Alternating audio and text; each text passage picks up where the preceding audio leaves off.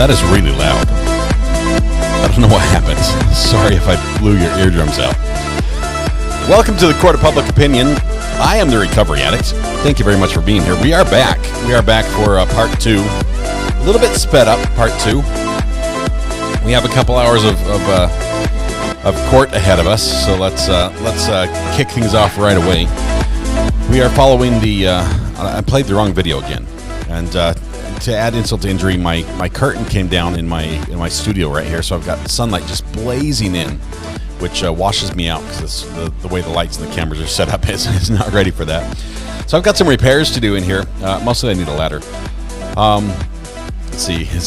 I'm jamming it. Must have gotten some rest. Got some food. I actually had some leftovers for lunch. I had some mashed potatoes. I made myself a little good brown gravy from the McCormick Instant Pack, and which I have to say is really good. It's not as good as Grandma used to make it, but it's good brown gravy anyway. Let's see. I completely forgot who was first in chat. Oh wait, no, I didn't. I think it was right here. It was Portland Trailblazers TV, and it's been a long time. It's been a long time since good old Rip City was first in chat. But you are not a first offender. You're not a first-time offender. You have done this before. You know the drill. Congratulations, Portland Trailblazers TV. You have won. You have won the internet for the afternoon. Man, I tell you, good old days. I used to, in college, I think I've told you this before, I used to film Damian Lillard when he was playing in college. So that might be interesting or not to you, either way. Welcome back. Let's see. Where are we at? We have a few things to do, right? Let's see. I've been shopping as well, so let me leave the B&H photo page. I know it's hard to do sometimes, but there we go. We'll leave that. We're going to pick up with court from Judge Boyd as she's beginning day 2, and we're going to pick it up at 1.25 speed. That's the plan anyway. Let's see if we can get this to go here. Okay, there we go. And play. I think we're good. Ready, camera 2. Dissolve. And we're there. It was just that easy. John, are you ready? I'm ready. All right, we're going to go on the record. Yes. Court is calling 2022 CR 3745, State of Texas versus Joseph Dale Harris. Can I have parties announced for the record for the state? Jason Garahan and Daniel Escobar, Your Honor. For the defense? Whenever there's facts. It's everyone cheats here. All right, and are you Mr. Harris? Yes, sir. Are both parties ready to proceed? Yes, Your Honor. Oh, yes, Your Honor. All right, state, you want to already have your witness on the stand? Yes.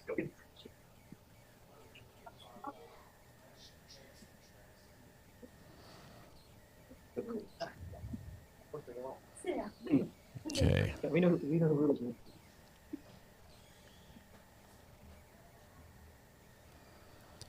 Try to get the audio levels right for you. Is this too fast? Too slow? We'll find out when the defense attorney starts talking. He bills by the hour, Steve. Yes, this is why he's so slow. All right, Deputy Laura, let's bring the jurors in. All right, for the jury. Bring the jury. Witnesses taking the stand.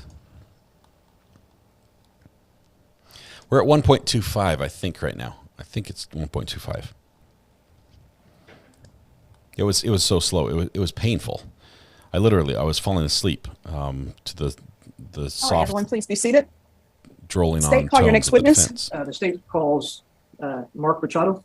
All right, can you raise your right hand? Do you solemnly swear or affirm the testimony you give will be the truth and nothing but the truth, so help you God? Yes, ma'am, I do. All right, you can lower your hand. Make sure you keep your voice up so the persons in the jury can hear and the court reporter can hear. If you'll state your name for the record and spell it, please. My name is Mark Machado, Marcmachado. Welcome, Mark. State. Thank you, Your Honor. Mr. Machado, I guess it's Mr. now. Yes, sir. One. It was probably Mr. Are before, you too. retired currently? Yes, sir. I'm retired from SAPD as a crime scene investigator. Actually, tomorrow is my 1-year anniversary So 1 year for retirement. Yes, sir. brought you out of retirement. Yes, This sir. is a murder trial. Well, I'll try to jump right in. Can you just tell the jury briefly what type of training and type of experience that you had to go through to become a crime scene investigator? I was actually in the very first class of crime scene investigators, and we have to go through, it's like a 3-month school to learn how to collect, process evidence, and learn the laws, whether to have the right to be at a place, meaning a warrant, or you don't just go around and pick up stuff. You have to know the laws. on what to do and how to do it and how to collect it. And did you go through certain type of other training? Well, one, how long were you on SAPD? I was a SAPD crime scene investigator for 25 years. Prior to that, I was a parole officer for 10 years. So 35 total in my retirement. All right. Well, I think you're qualified, so I'm going to go ahead and jump right in. And while you're here today, Yes, sir. Were you dispatched to a scene on February 28, 2022? Yes, sir, I was. And I see that you're looking at something right now. Can you tell the jury what you're looking at? It's a copy of my report that was dated February 28th, 2022. Okay. And I mean, please, you can refer to it if you need to refresh your memory, but please just don't read directly from it. Okay? Yes, sir. Thank you. Now, on that report, what were you, when you arrived at the scene, well, what type of scene was it? At the time, it was an aggravated assault with a deadly weapon, meaning a shooting downtown. I worked the downtown area, and it was off of St. Mary's Street at a bus stop. Okay. And so did you make it to that scene? Yes, sir. And what were your duties at the scene? To photograph and collect the items of evidence. Since I worked downtown, I was probably one of the first ones there. So immediately I'm going to take pictures before anything gets disturbed, and then mark the evidence and collect the evidence. And then my backup will help out by videotaping, sketching, et cetera, assisting me. But being the first one there, you want to pretty much try to capture the scene as it is upon my arrival.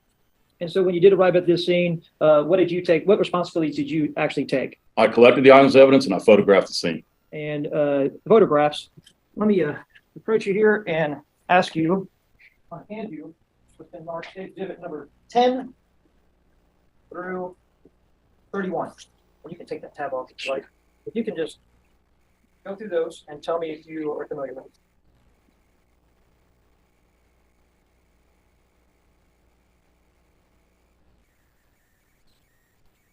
Welcome back. This is continuing. This is day 2 of the murder trial. Yes, sir. These are the photograph from the actual scene. Texas v. Harris. Judge has a new purse with her, as you can see. It's a light tan one. Anyone know the brand or the model and the price? That's the question of the day.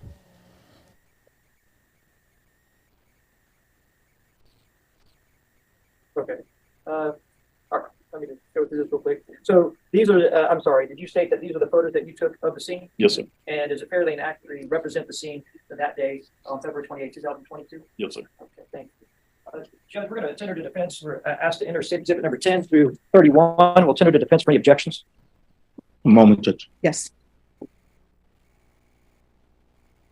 The defense has objected a lot. They do a lot of sidebars this time. Let's see if they can think of anything to object to here.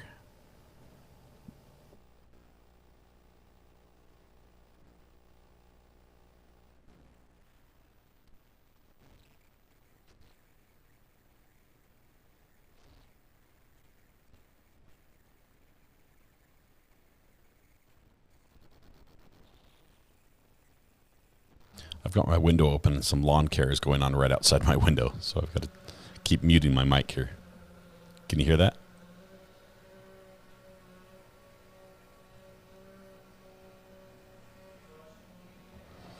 There we go. Paracourt TV comes in with it's a mulberry purse around $1,800. There you go. So you too can have a purse very similar to this one for just the low cost of $1,800.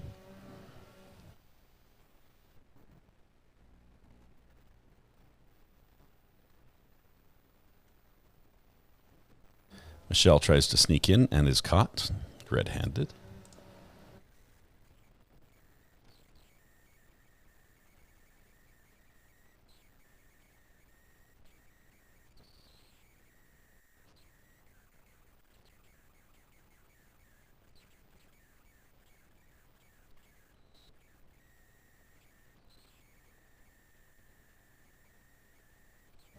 Okay.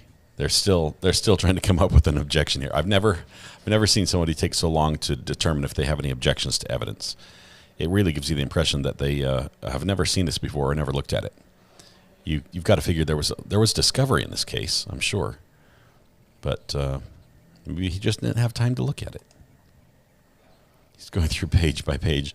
I think the judge is going to be frustrated with this over time.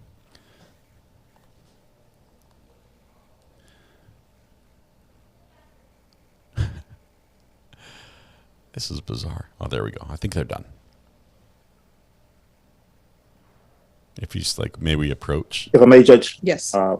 State's exhibit numbers 10 through 31. Defense has no objections. All right, State's Exhibits 10 through 31 is admitted without objection.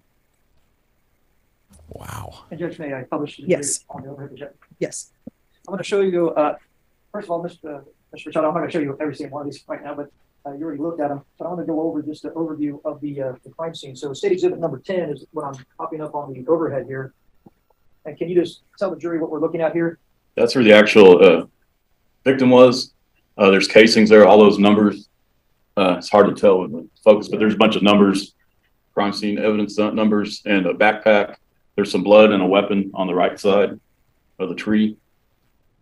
And so you're saying the right side of the tree, this portion here? Yes, sir. And then to the further right, you can see some blood and headphones.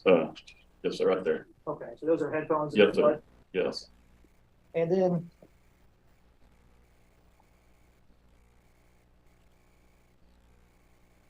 this is at a different, looks like a different angle, State Exhibit number 12. Oop.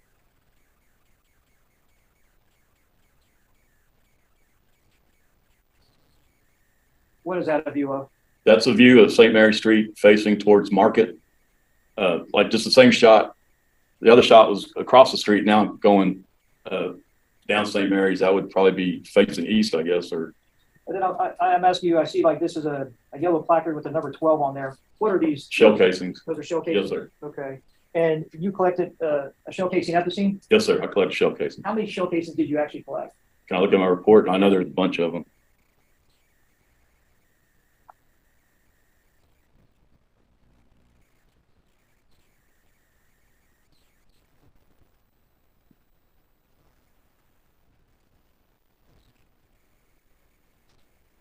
Okay, windows closed. That's better. Let's say 16. 16? Yes, sir. Okay.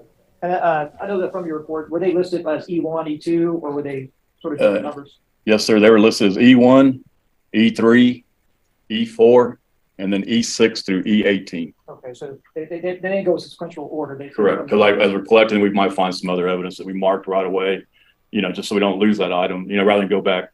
So we see something, we'll put a placard down numerically. So on this 12 would be a shell casing, is that correct? Yes, sir. And then 13, what was that?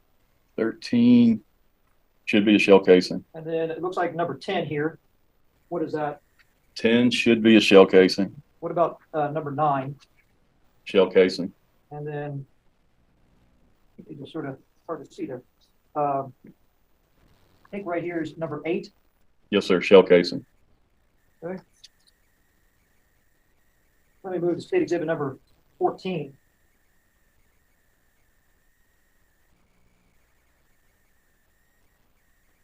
Now, is this the same directional view as the last picture? Yes, sir. But it looks like it's a different, well, what is it, a different angle? Or It's on the sidewalk. The other one was I was in the street Okay. photographing. Now I'm on the sidewalk. And then I guess this is placard number 12 over here. Yes, sir. And then what was number 14? The shell casing That was also the shell case? on the sidewalk. Yes, sir. Okay.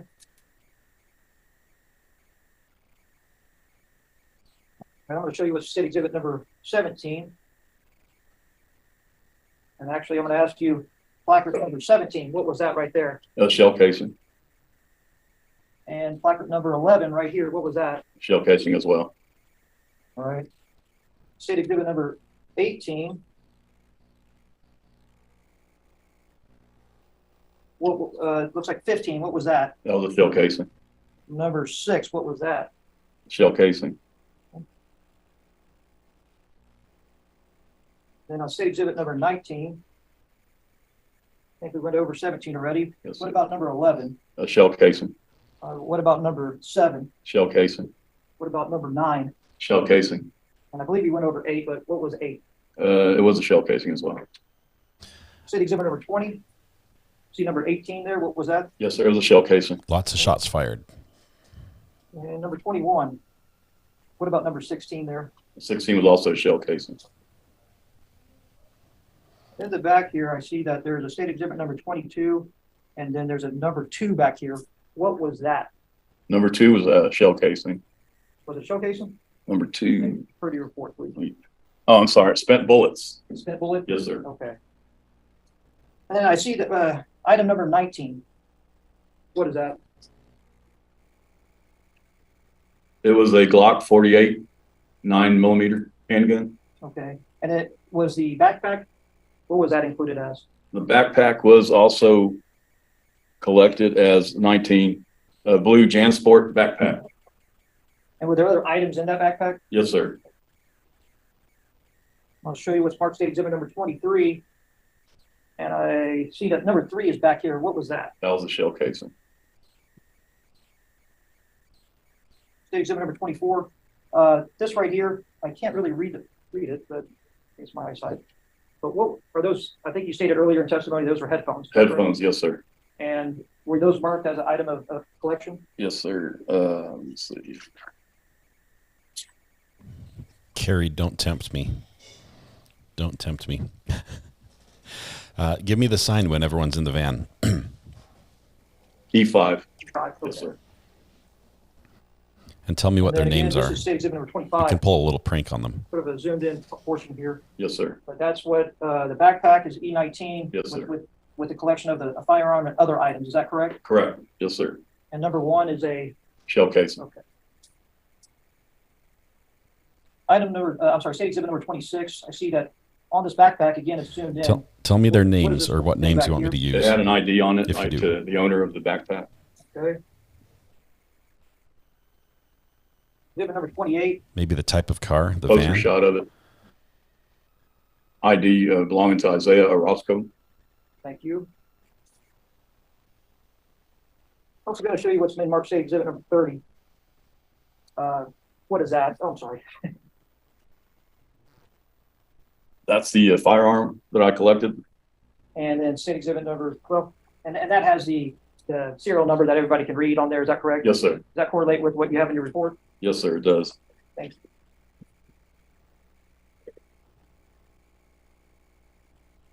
I want to show you also what's been marked state exhibit number, previously marked state exhibit number 4 and number 5. We're going to do this, guys. You recognize those photos. Yes, sir. What are those? Well, did you take those photos? Yes, sir. And were those photos from the scene that day?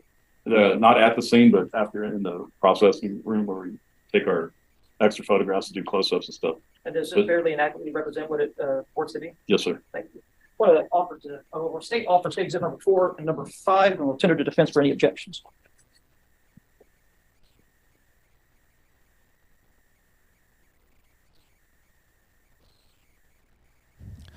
We now are going to ponder the evidence for a few minutes. Defendant is on the far right. He's wearing a black suit today. Was in a brown suit yesterday or earlier this No morning. objections. Right, States exhibits 4 and 5 are admitted without objection. May I publish? Your Honor? Yes. Just briefly, state exhibit number 4 is roughly the same picture as previously stated for the previous state exhibit. And then state exhibit number 5, is that just the reverse photo? Yes, sir. Thank you.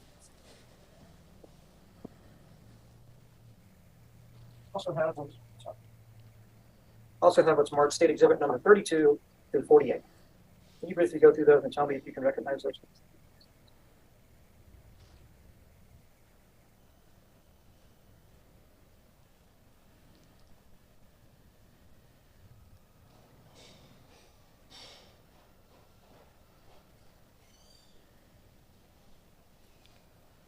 Yes, sir. These are photographs I took, mainly close-ups of all the markers y'all saw.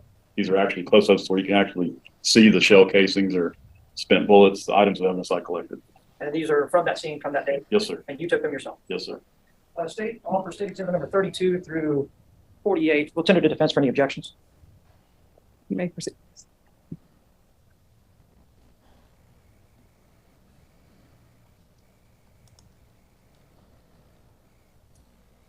I wonder if they couldn't go through this beforehand and have clear these up with defense ahead of time. Defense is taking time as if they've never seen these before, and they should have all this evidence.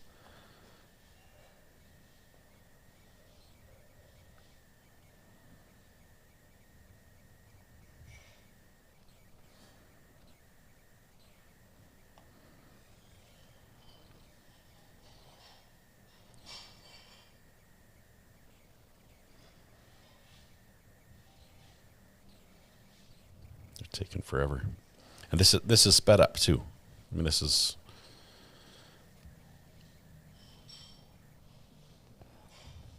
penny for your thoughts, Judge.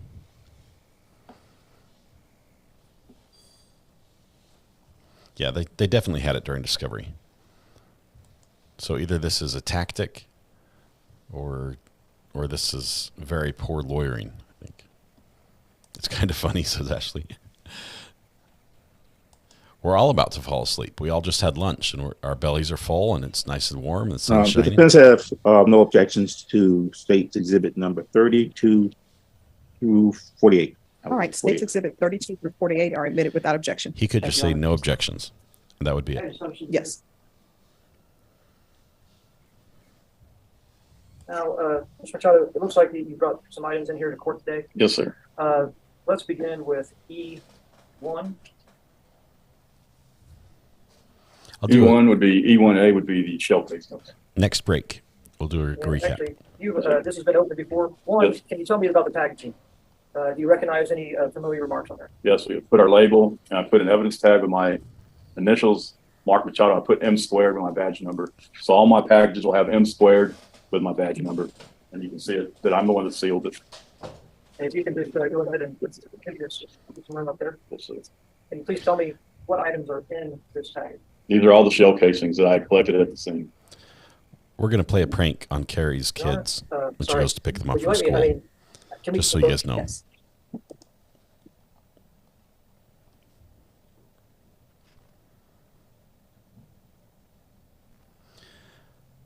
So, Carrie, your job would be to turn the volume up at the right time.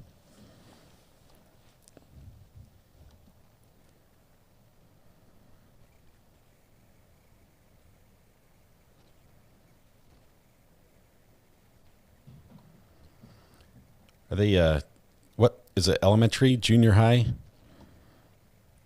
Probably elementary school, I'm guessing.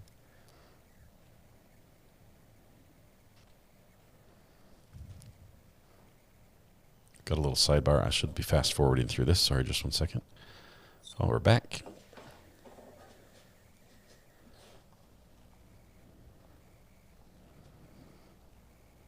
Middle. Okay.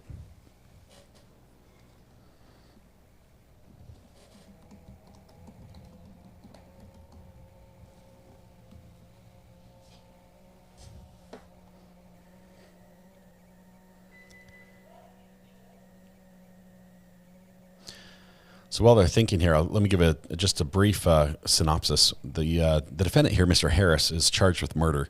I believe he shot, I'm not sure if it was 16 or 17. I think it was 16 times he shot his firearm at the victim. But the problem is the victim was primarily struck in the back, as well as one finishing shot in the head. That's generally not considered self-defense. Oh my goodness. What was it? Oh yes. Okay. I got that one. That was a great joke. It's generally not considered self-defense. This whole scenario was heard by at least one officer, and the other officers arrived on scene within minutes, and they actually found out that they had video of this altercation because a bus that was driving by had video cameras activated, and you can see and hear the entire event. You can hear what's going on, and so we find out that the defendant and the victim were in some sort of verbal altercation by the bus stop, and at one point the victim pulled out a firearm and it displayed it, and the defendant pulled out a firearm. The victim put the firearm back away in his pocket, turned and walked away, and that's when the defendant started shooting 16 times. Envelope that these were in, the shell casings, but state exhibit number 49, is that envelope that contained these smaller packages? Yes, sir. And then we marked state exhibit number 50 through 65. Correct.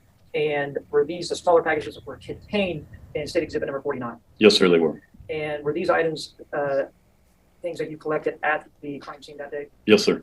And you personally have inspected each of these bags, or envelopes rather, state exhibit number 49 through 65, and they have the markings that you placed on them? Yes, sir. They had my M squared with my badge number on. And if you don't mind, I'd like to see about opening state exhibit number 50. Let me see, sir.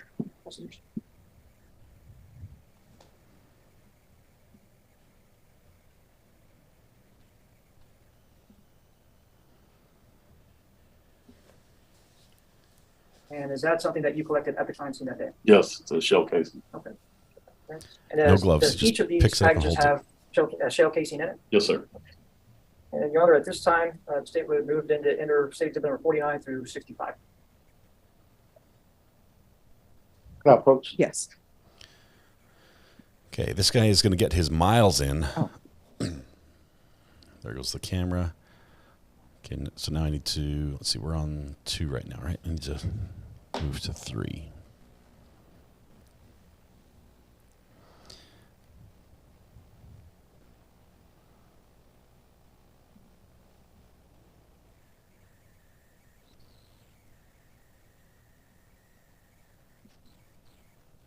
There we go. Take 3.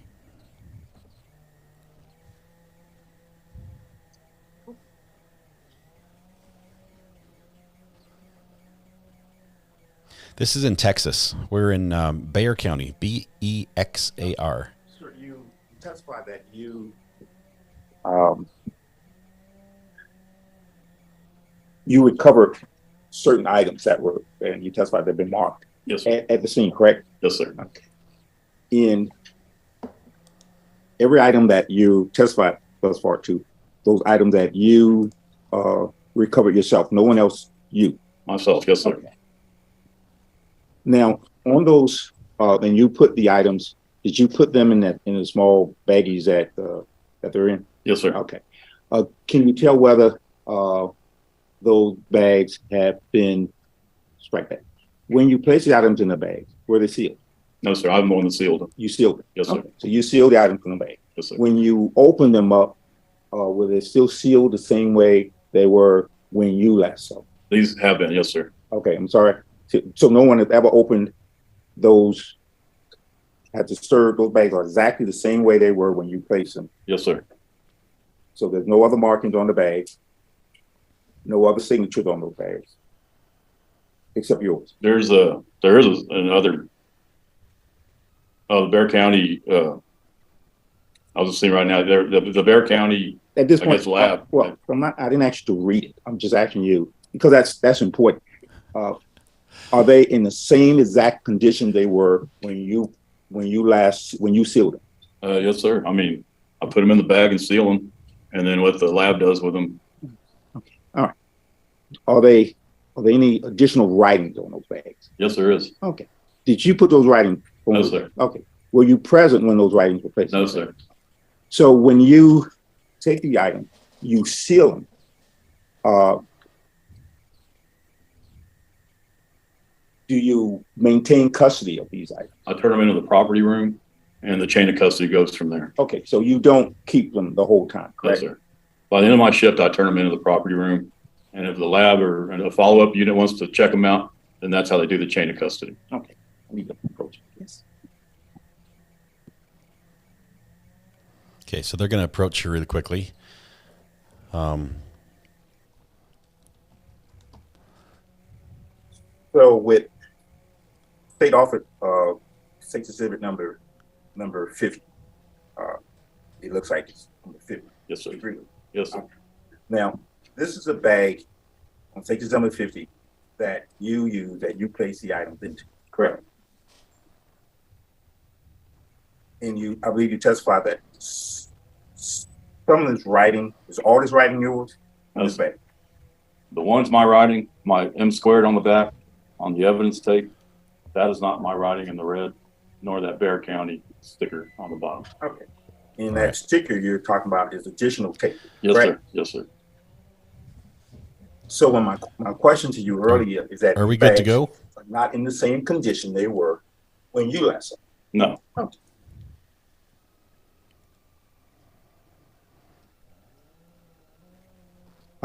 Based, if I may just, I have any other questions of them. Based on the answers that the witness gave, then I'm going to, I would object because with reference to the bag, all the writings that are not his will be hearsay as to him. He doesn't know where the writing came from. This is in a terms weird, of whether or not they were this is a weird the attack. Oh, not in actual an hour. same items. Oh my goodness! I thought it was And right those now. items have not been they tampered with or something done to Elton. You can't testify to that, Judge. So on that basis, I would object to the introduction at this point. State. Your Honor, the witness has testified that these are, in fact, the shell casings he collected at the scene, and the state's offering these items for that purpose. All right. And again, if I may, we talked about the bags themselves. In terms of what's in the bag, my position that witness can't, in terms of testifying to something that's not actually the shell casing themselves, is not in evidence. So his ability to do that, What? with he can't, and I don't believe Did you there's see been her any smirk? testimony in reference to the shell casings themselves at this point. So I'll renew my objection. The chain of the proper foundation for the admissions of the item has not been established by the state.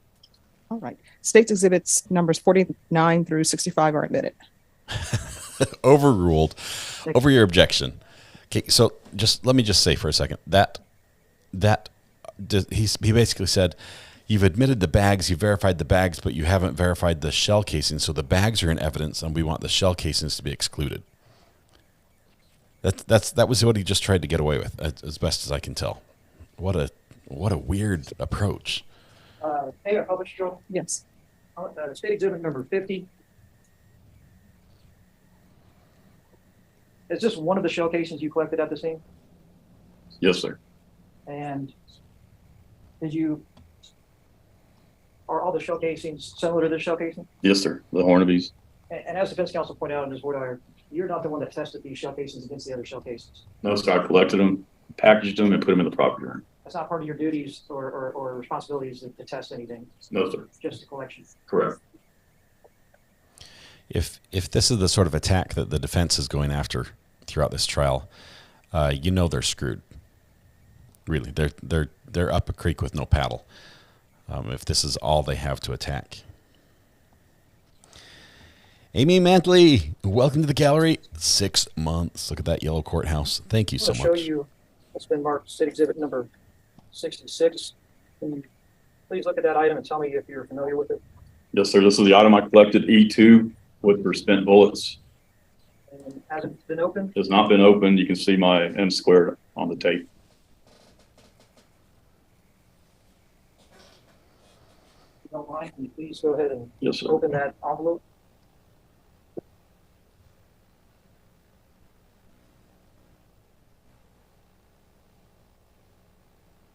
We don't get any ASMR from the evidence. Recognize the items that are inside that. Yes, sir. There are 2 spent bullets that I collected at the scene. And were these also depicted in the photographs that you actually have been entered into evidence earlier? Yes, sir. And at this time, Your Honor, the state would offer state exhibit number 66 and its contents will tender to defense for any objections.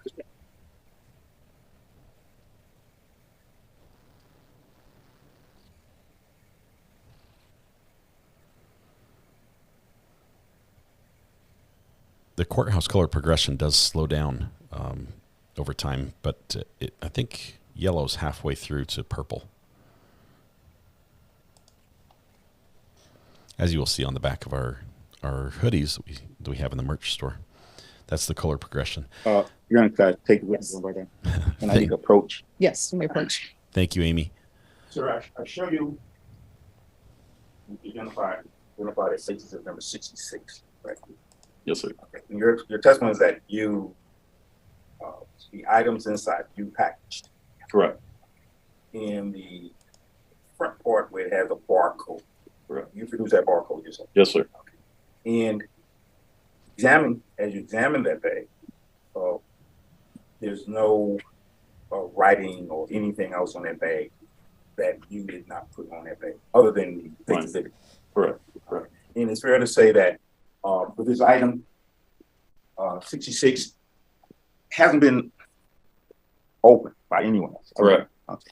So now the items inside the bag, I think you testified that there were items that you recovered that appears to be some type of spent or projectiles.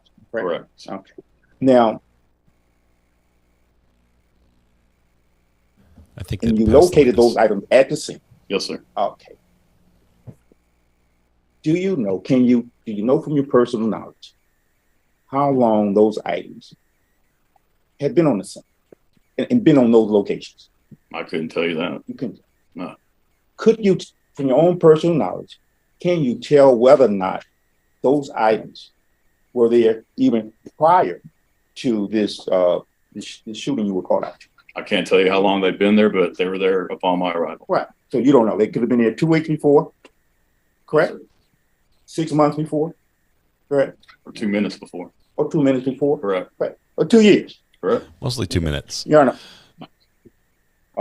I would object. There's no indication that they can establish any relevancy between State Exhibit number 66 and the issue before this court, the crime before this court. It appears not to have been tested by him. So how we have any type of connection, relevancy? Could parties approach, please? Man, this guy, these objections they're wild. They are out there.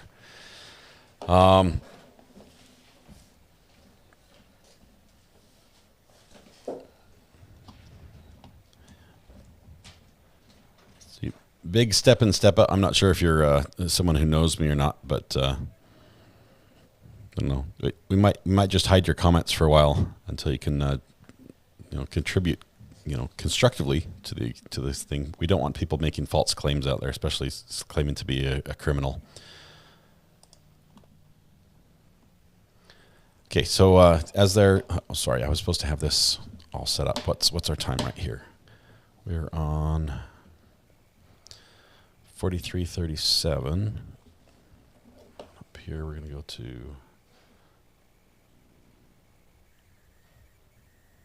Okay, so we sit there for 2 more minutes. Okay, let's switch to 2. So I just cut out a couple minutes of waiting.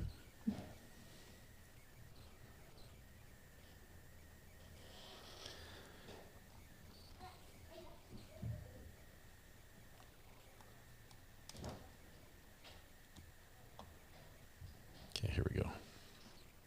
All right. With regards to State's Exhibit number 66, defense's objection is sustained, and that will not be admitted. May I proceed, Your Honor? Yes. Thank you. Whoa, it worked. I thought this guy was throwing darts at the moon, and he hit the bullseye. They did not admit the spent casings.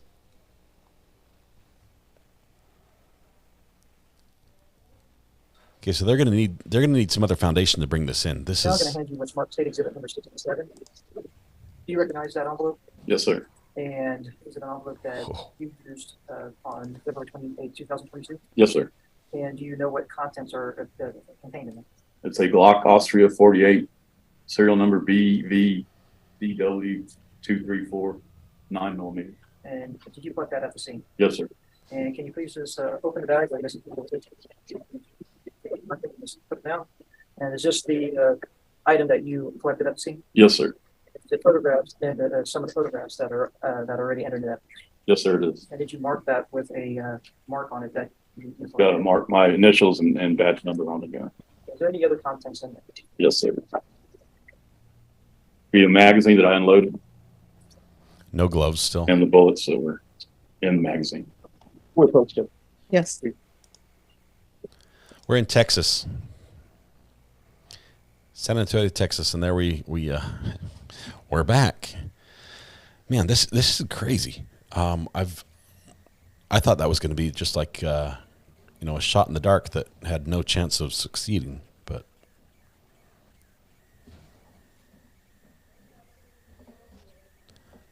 let's see, where are we? 48:18. This is a little bit of a pain in the butt to do this, but we're skipping a lot of time that way. Ladies and gentlemen, I just want you to be assured that the weapon that is being introduced, it has been made safe to be in the courtroom. So there is not a live round in it. It has been zip tied, and they're usually zip tied, so they're not able to function with the zip tie, and any bullets are separated. All right. State, You know what proceed. else was zip tied? On that premise, did you make this gun safe? Yes, sir. It's part of our job is to make the gun safe. The gun in the Dean The way we Cummings make them case. safe, we put this zip tie through them, we unload them, we double check them.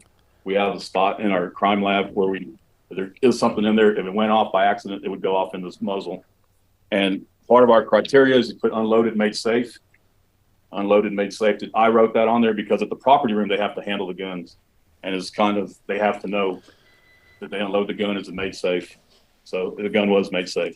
Defendant's in the far right-hand corner of the top window Your Honor, I would, over ask there. the- Nope, over Enter there. state exhibit number 67 and its contents. And we'll send it to the defense for any objection.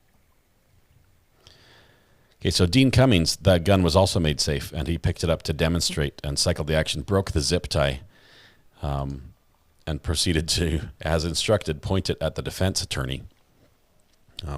At which point the judge is like, can we check to make sure it's not loaded? Because they were not using a dummy weapon for that. That was crazy. That was crazy. So a zip tie is not the best made safe, although if it's a good zip tie, it will work. But the edges on the action of a firearm like that can oftentimes cut right through it. Cycled with Yes. enough force.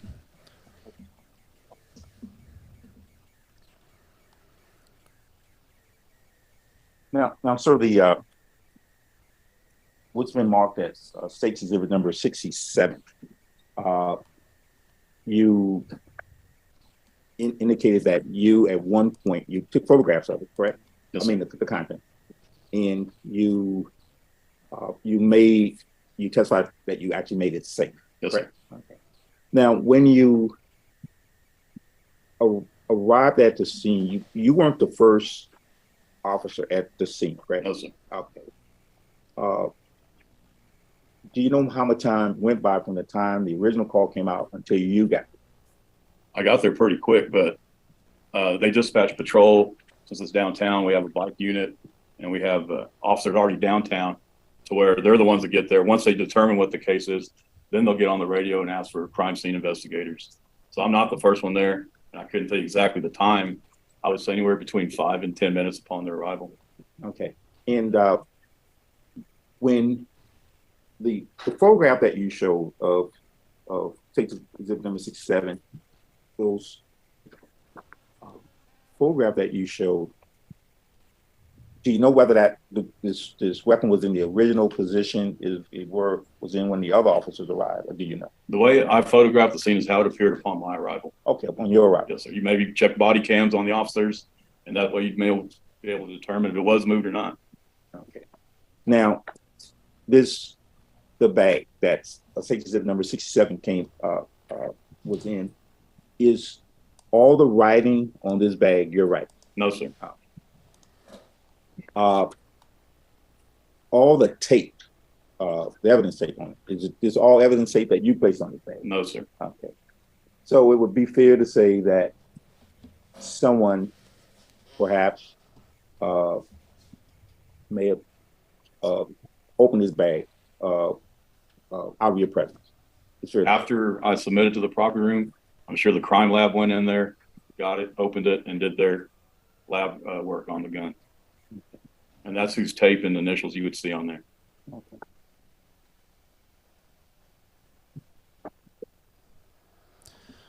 I'm just still flabbergasted this defense attorney got evidence. Your Honor, my objections to 67 and the contents would be the state having to establish the proper predicate for the introduction. The hearsay language on the bag, we're going to object to. All right. The objection will be overruled. State's Exhibit number 67 is admitted. Man, so 1 out of 3 objections on this evidence that he's won. This is a murder trial. It's in Bayer County, Texas. The defendant was accused of shooting another I'll show you man what's marked State Exhibit number like 16 times. 26. Is this the same weapon that you collected on Yeah. the scene that was laying over that money by the backpack? Yes, sir. No gloves, no rubber gloves, no bags. They're just wielding weapons and ammo and everything in this courtroom.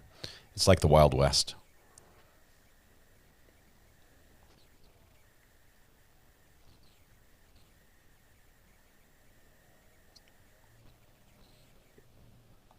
Maybe what's marked State Exhibit number 68. Could you tell me if you recognize that package? Yes, sir.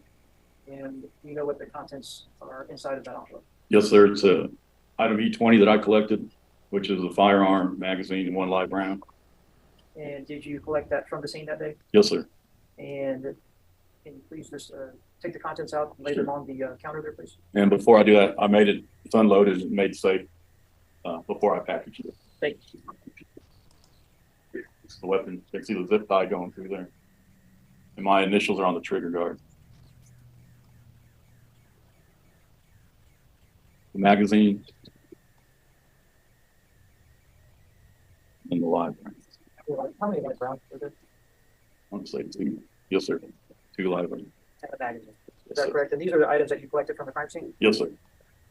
I'm going to ask state exhibit number 68 to be entered into evidence with its contents, Your Honor. We'll tender to the defense for any objections. The judge does not have to explain her decisions. Sometimes she will, but no obligation there.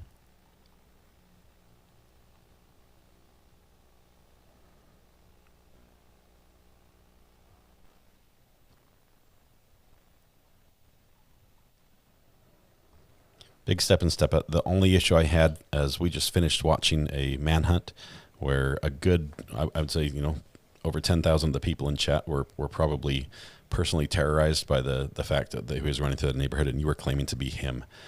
That's the only thing. It's just insensitive. So that's why I said, let's not do that. We don't do that here. We can have fun, but not like that.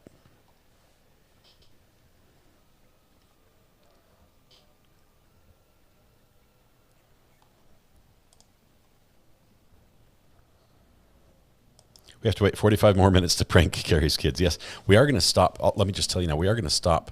Can I take witness on by there? Yes. Sir, with reference to I'll tell you in the next break. state exhibit number 68, was that the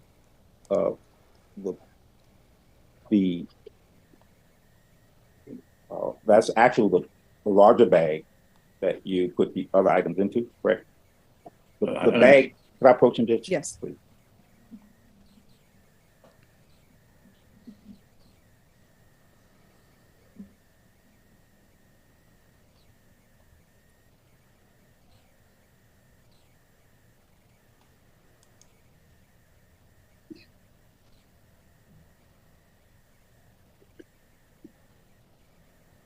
Now, state exhibit number 68, is that the actual bag that you sealed up? Or no? Yes, sir, it is. But this was from, I believe, Niven, where they studied the projectiles, the shell casings and stuff. So you don't have any personal knowledge of that? No, sir. And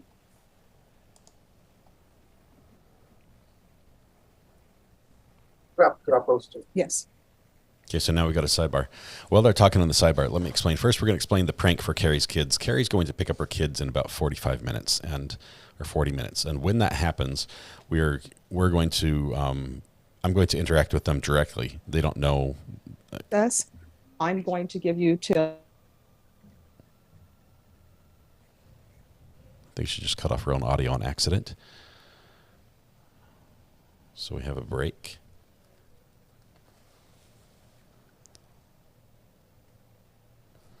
I wish we knew what happened. The objections they're making, they're talking about hearsay on the bags. The hearsay on the bags are the writings that were written by the people in the crime lab. So they're admitting things to evidence that have not been, supported yet. Oh man, the key keeper on the belt. That is awesome. I don't know. We didn't get to hear the actual objection on the casings directly. I didn't get to hear the full approach and sidebar. But part of what they had brought up on the casings was that the officer who collected the casings couldn't testify that they were part of the shooting. They could have been there for 2 months before then, and they were just on scene when he was there, so he gathered them up. It seems strange that the officer would just sort of walk into that trap the way he did, but I walk in, he did, and he's like, "Yeah, could have been 4 months." There are things about casings that he could have answered, and he said, "No, they had the appearance of recently fired shells. Would be the recently fired casings. Would have at least put it in that time frame." But instead, he's just like, "I don't know. There were casings there, so we picked them up and said, 'Yep, this must be part of the crime.'" So we've got a defendant who literally, as soon as the officer arrived on scene, the officer's like, "Who shot this guy?" And he's like, "I did, right here, me." And they held him at gunpoint. Here's the gun that he used to shoot him, and everything. And now he's saying he's not guilty. And so when evidence does not get admitted in trial like this, here, let me see if I can fast forward this. When evidence does not get admitted like this, it's crazy because it really can impact the court quite a bit. Okay, we're skipping ahead. What's a big long break? Nice. Big long break. There we go. And right here. And we'll cut to 2. All right, break's over.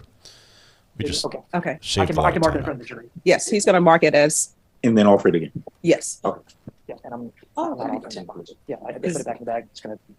Is everyone ready to proceed? Yes, Your Honor. All right. And with regards to 67 in contents, is that going to be, because the defense didn't have any objection to it just being State's Exhibit 67 with contents, or did you want that marked individually as well, Mr. Cox? That's been entered though. Yeah. I know, 67 in contents. Oh, yes. 67 and contest. Contents, yes, that was entered. Okay. Thank you. Okay. All right. Okay. All right, let's bring the jurors back in. All right, for the jury.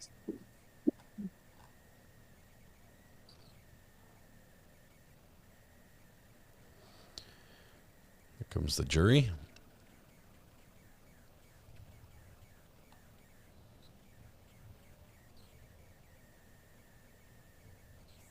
All right, everyone, please be seated. All right, State. Yes, Your Honor. Thank you. So, I think previously we had marked State Exhibit number 68 was the larger envelope that contained what I have now marked as State Exhibit number 68A, Correct. 68B, Yes, sir. 68C, Yes, sir. and 68D. Correct. Can you tell me what 68A is The weapon I collected at that scene? at the scene. Yes. And, Item E20. My evidence 20 and then item 68B, would be the magazine that belonged inside. okay, and then 68C A live round. and 68D. A live round as well. And these were collected at the scene? Yes, sir. And 68A, was that contained in the photographs? Yes, sir. I've got the photographs of State Exhibit number 4 and State Exhibit number 5. Yes, sir. And do the serial numbers match up? Yes, sir, they do. Okay. And that is in fact the same gun that you have a picture of here? Yes. Okay. Your Honor, at this time, the state asked to enter State Exhibit number 68, 68A, 68B, 68C, and 68D. Any objection? Objection, Judge, and I would like to take the witness on better. All right, you may take the witness on board here. Yes. She keeps pronouncing voir He's saying voir dire. Every time she corrects him, saying voir dire. That's funny. So he's questioning the witness's ability to authenticate these items of evidence. State Exhibit 68, and I'm talking specifically about the bag. So now there's you agree that there's a lot of writing on the bag, right? Yes, sir. Okay. Is that writing you're writing? Not all of it. Okay. The writing that's not yours, were you present when that writing was placed on that bag? No, sir. Look at the judge's face every time he does this. She's got this smirk. The item that was in that bag, I think you identified as 68A. I'm sorry, not the writing, but the weapon that was in that bag, you identified as 68A, the handgun, correct? Yes, sir. All right. It's over, so maybe you can feel me better. Move your water bottle.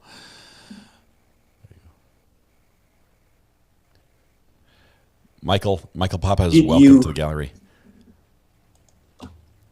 Did you remove that weapon from someone? Probably collected it from the handling officer, the arresting officer. Okay. So, of your own personal knowledge, your best recollection is that you received that weapon from an officer, correct? What in this circumstance, what usually happens is No, I don't want to know what usually happens. I want to know what happened on this particular day with this particular case. I asked where the weapon was. The arresting officer had it in his trunk, I believe. Okay, so this weapon, that's 68A. Yes. You believe your best recollection comes from the trunk, out of the trunk of a police officer's car, correct? Yes, sir. Jerry and Kick It, Brennan, Now, with your coverage. it's and fair to support. say that you didn't perform any type of testing on that weapon, did you? No, sir.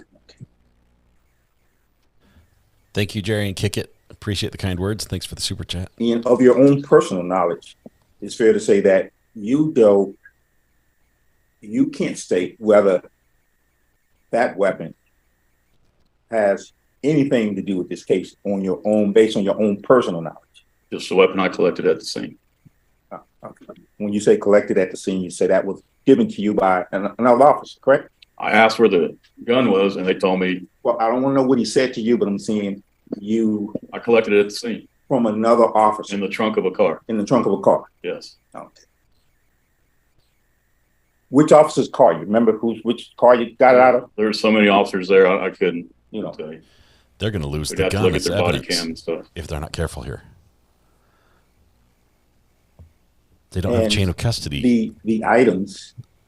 You'd approach again. Yes. This guy's like, I just got the gun out of the trunk of somebody's car, and we're saying that's the weapon. No. Oh, my goodness. We are going to prank Carrie's kids, you guys. So I'll tell you in a second how this is going to go down. States Exhibit number 68B, Magazine, correct? States Exhibit 68C live round, and States Exhibit 68D. live round in the chamber. Okay. And the 68D, C, B have writing on those items that don't belong to you? Any of them? Yes, sir. Yeah, I will object based on the state inability to establish relevancy as to those items to this case at this point. All right, state.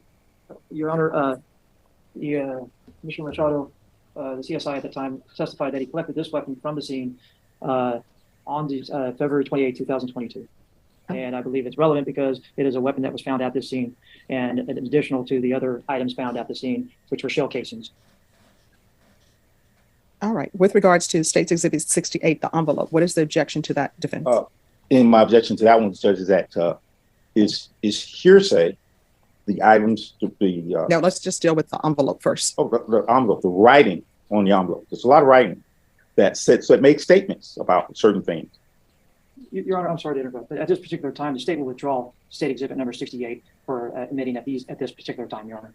All right. And just States Offering State Exhibit number 68A through D. All right. Then State Exhibit 68 is withdrawn. Any objection to it being withdrawn? Defense? No, Your Honor. All right. States Exhibit number 68 is withdrawn. With regards to States Exhibit 68A, defense, what is your objection? My objection to is that the state haven't established the relevance that weapon to this case. All right. With regards to States Exhibit 68A, that objection will be overruled. So With the gun- regards to 68B, the gun C, is and D, what submitted. is your objection? Single objection, relevancy, and then there's hearsay information on those items because his witness has testified that there's writing on those items, on those exhibits that he didn't personally place on them. All right. State, what is your response to 68B, C, and D? 68B, Your Honor, Mr. Machado has testified that that was a magazine that was collected with the gun at the time at the scene on February 28, 2022. All right. And with regards to 68C and D? I'm sorry. Same thing. Same thing. Those are the It's contents of those. He testified that those are the bullets that were found with the gun magazine and the bullets. and on the scene on February 28, 2022. Your Honor. All right. With regards to States Exhibit 68C and D, the objections are overruled. States Exhibit 68A, B, C, and D are admitted. Thank you, Your Honor. I like how she says A, B, C, and D with a hard break between them. Like With A, Mark B, C, and D. Number 4.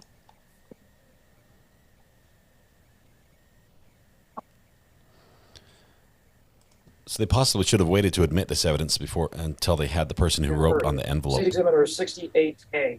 Is that the same serial number? Yes, sir. Okay, thanks.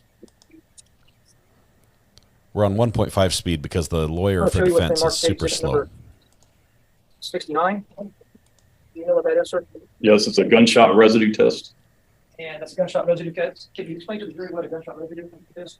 What a gunshot residue test is, it's a little packet, has a questionnaire on there. You ask the suspect or person you're going to perform the gunshot residue test on. And there's two little tabs, one for the left hand, one for the right hand.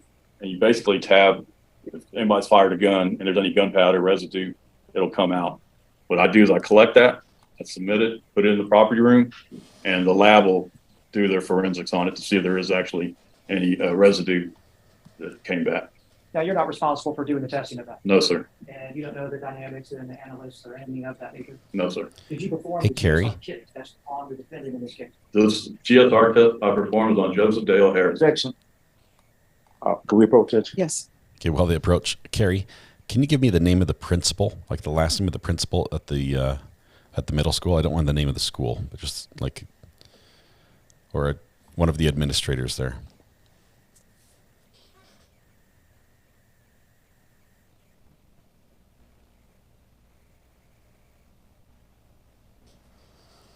We're gonna have some fun with these kids when the Carrie goes to pick them up.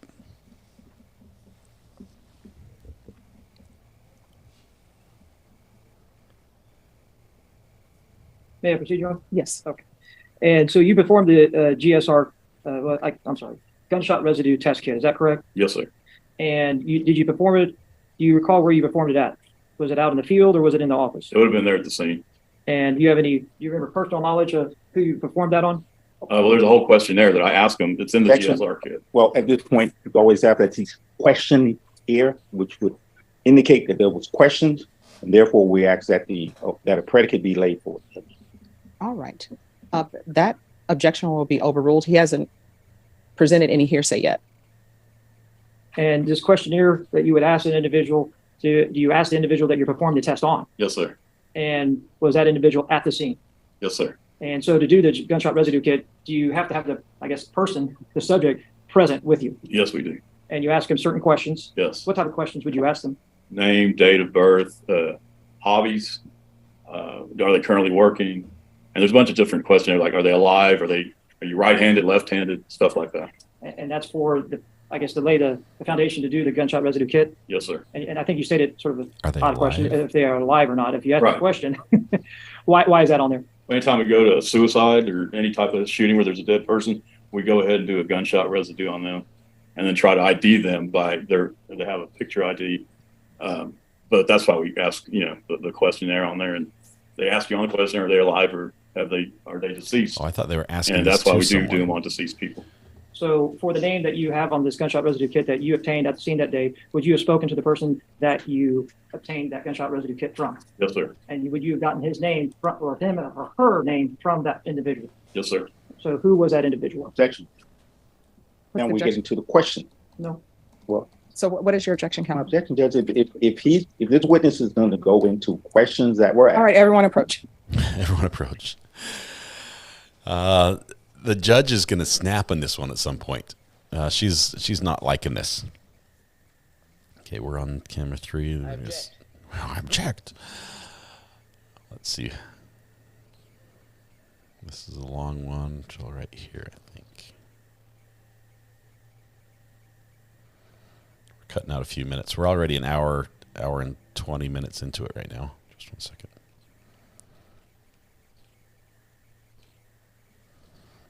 Let's cut to 3. Okay. Okay. I can mark it in front of the jury. Yes, he's going to mark it as And then offer it again. yes. Yeah. And I'm. All right. Yeah. I can put it back in the bag. It's gonna. Is everyone ready to proceed? Yes, Your Honor. Great. All right. And with regards to 67 in contents, is that going to be, because the defense didn't have any objection to just being State's Exhibit 67 with contents, or did you want that marked individually as well, Mr. Cox? That's been entered though. Your Honor. I know, 67 in contents. Oh, yes. 67 and content. Contents, yes, that was entered. Okay. Thank you. Okay. All right, let's bring the jurors back in. All right, for the jury. The things that are talked about openly are when the juror is dismissed. So the jury was excused there. Unless I got this wrong. Let's see. What's my timing on camera 3?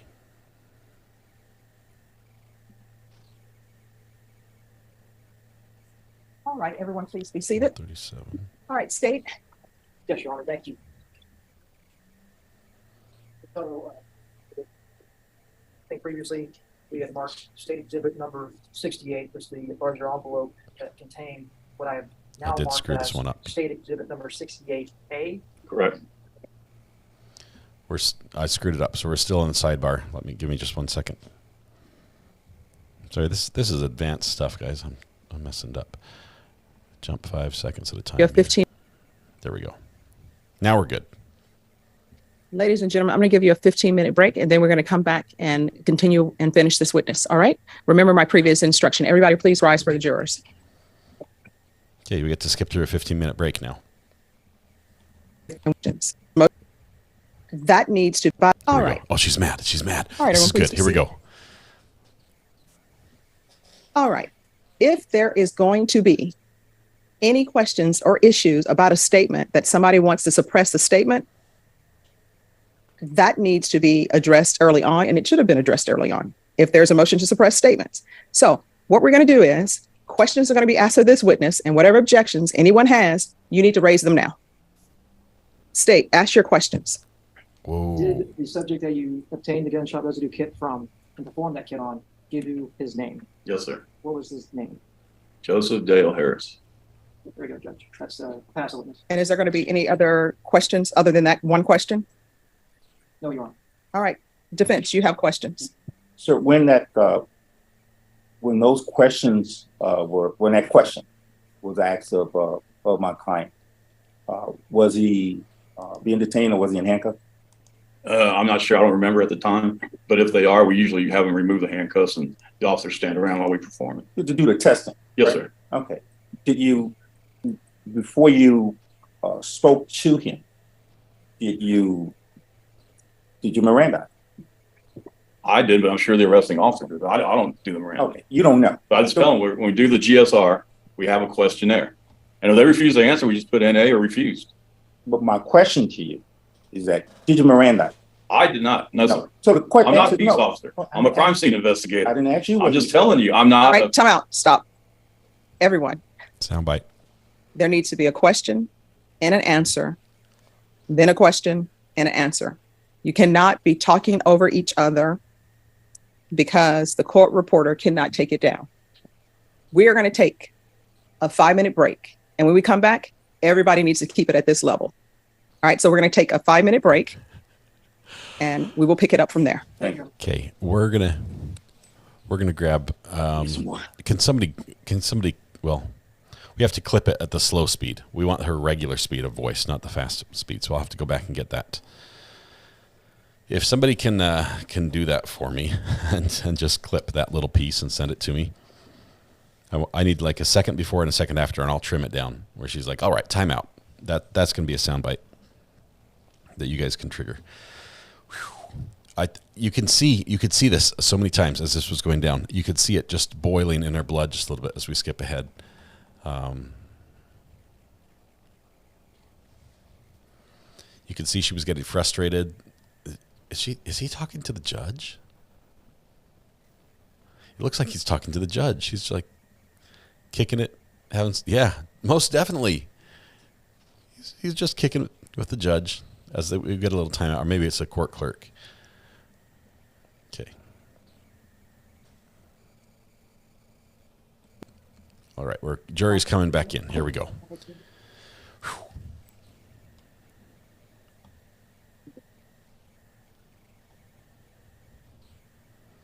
She put everybody in timeout. All right, everyone, please be seated.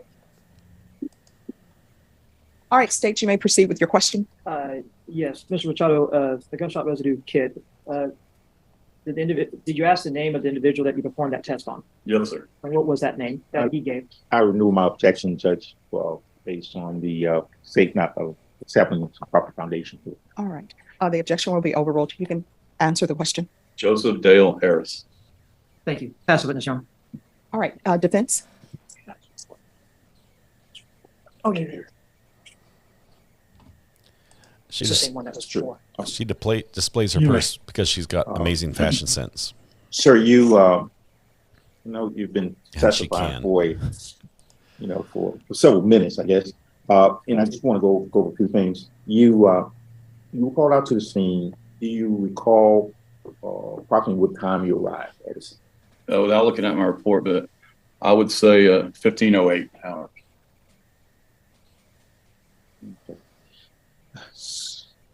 So is that like 3? Is that 3? Yes, sir. Okay, Yes. 3. Okay. Were you able to determine how long after the initial event that you arrived? I couldn't tell you offhand. Okay. All right. Now, there were placards that were placed on the scene. Were you one that actually placed those placards there? Yes, sir, I am. And there's also other officers or detectives at the scene with me, finding things or pointing out items. What we try to do is kind of keep them in order to where you don't have one here and then like 30 next to it and 2 way down the street. We kind of try to keep them in order. And there have been times where later on we'll find something else, like by number 2, and then that might be a number 30 or something. Okay. But we try to, we're searching the scene for items of evidence. And we put the placards down. Sometimes the handling officers, when they first get there, they'll put little business cards. They'll fold them, and then when I come in, I'll put the actual numbers. Okay. So when you arrived at the scene, sometimes we call it police tape or the evidence tape. That area is already established. Yes, sir. It should already be secure by the time we get there. Okay. The patrol officers carry that crime scene tape. Okay. And there's a reason why that area is taped off, correct? Yes, sir. And what's the reason why the area is taped off? To preserve any items of evidence so nobody tampers with anything, steps on stuff, or even a car driving over it. And it's fair to say that that area is restricted in terms of who goes in, who comes out once that you establish that scene. Yes, sir. Okay. So you arrive and I believe that all the placards are all numbered. And your testimony is that every placard that was placed at the scene that day were actually placed by you. Yes, sir. Okay. Now, it's fair to say that you may receive information from a detective, an officer, in terms of locating something that may be of evidentiary value. Yes, sir. Okay. And were someone else taking photos, or did you? I took all the All the photos. photos. Someone else did a video of the scene. Okay. One of my coworkers. Do you recall how many photographs you? I want to say 98 photographs.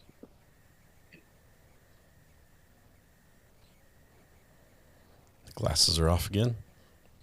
Okay. Now, with reference to the actual work that you do, do you make a determination in terms of whether an item has some type of evidentiary value to it before you, say, take a photograph of it or put a placard, or does someone else make that determination and you just follow their directions? How does it work? No, the crime scene, we're trained to look for evidence, items of evidence, and we determine that. And again, somebody else might say, hey, there's a casing over here. And in that scenario, then, okay, this officer found it or whatever. But it's usually the crime scene unit that does that. Okay.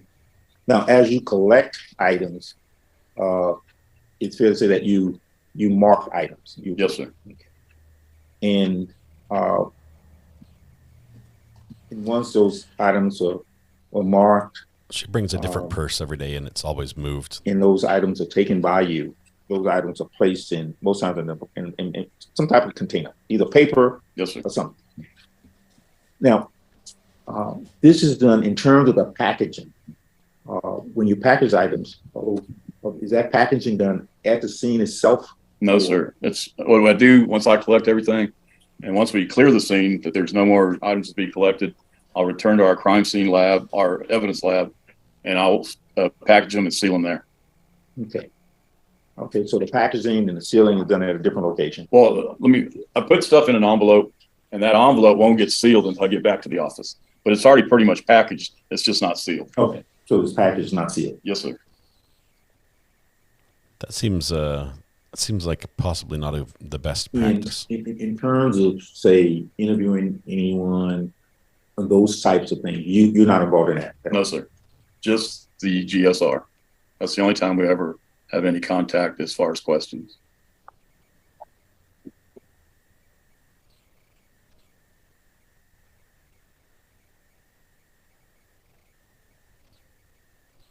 And once you recover items, just like, say, in the case, a revolver or a pistol, do you do any investigation on those items themselves? No, Right. sir. I didn't mean to interrupt, but just the serial number and the actual writing on the gun is the main thing we're looking for. I'm not doing any type of ballistic testing on anything. It's just identifying that exact gun. We've had guns before that try to scratch out the serial numbers. So that would be a distinct mark as well. But that's mainly what we're looking for when we collect the weapons. And once those items are removed by you, they're transported by you. Yes, sir. Correct. And you maintain custody. It's fair to say you maintain custody of those items until they're placed in some type of secure container or facility. The way it works is these barcode labels. I print that up, I mark it on the evidence, and I put all my evidence. We have secured lockers because the property room, sometimes I won't be done. The scene could have been at 3. I don't get home till 9, 10 o'clock at night. The property room closes at 5. So we have these secured lockers where we put all my items from this one case, and let's say locker number 74. The next morning, the property room, that's their first stop. They open them, they do all the barcode labels. That way they know who collected what, who put what where. Okay.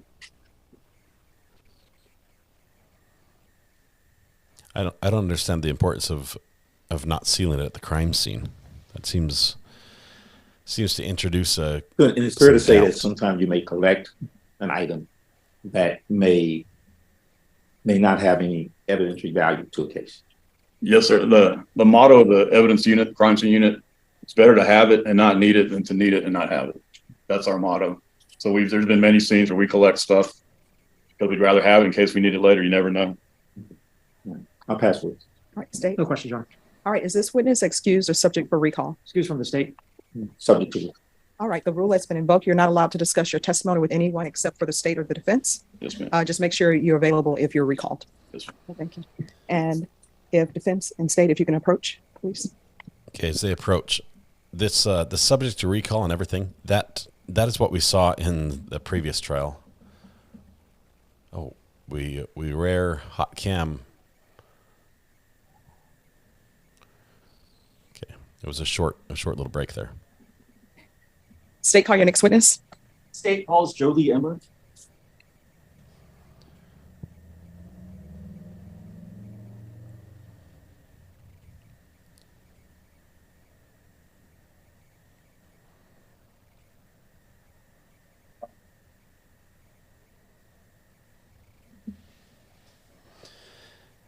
It's coming up, little miss.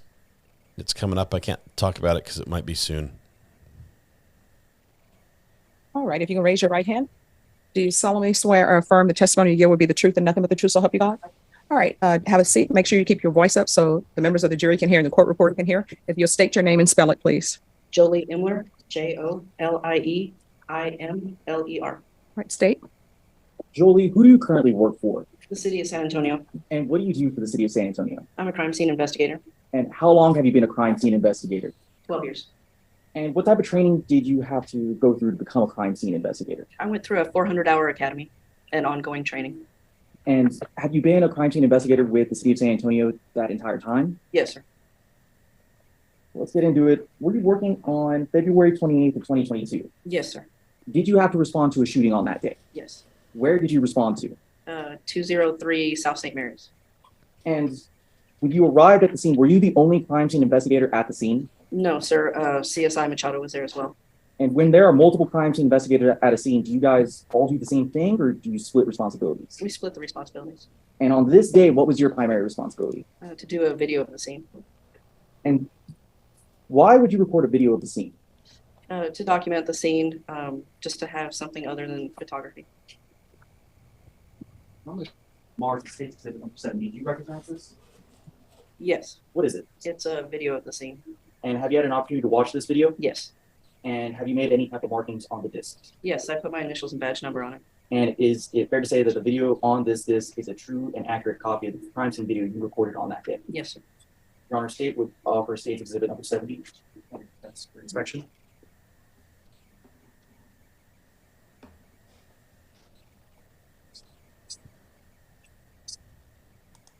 Who approaches? Yes. They approach again, as they have on just about every other item of evidence so far. Not a ton of training. A lot of on-the-job training, I think.